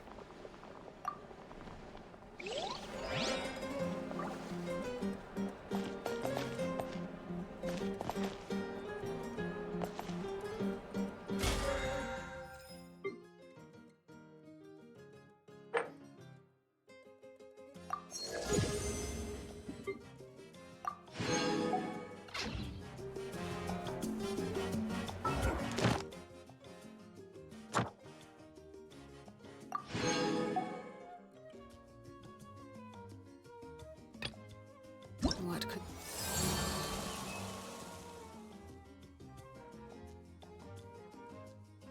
children be up to?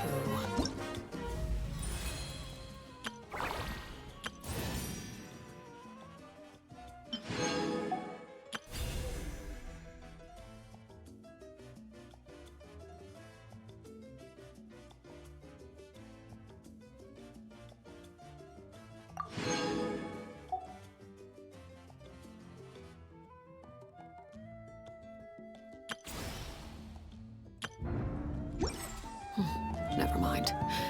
Let them do as they please.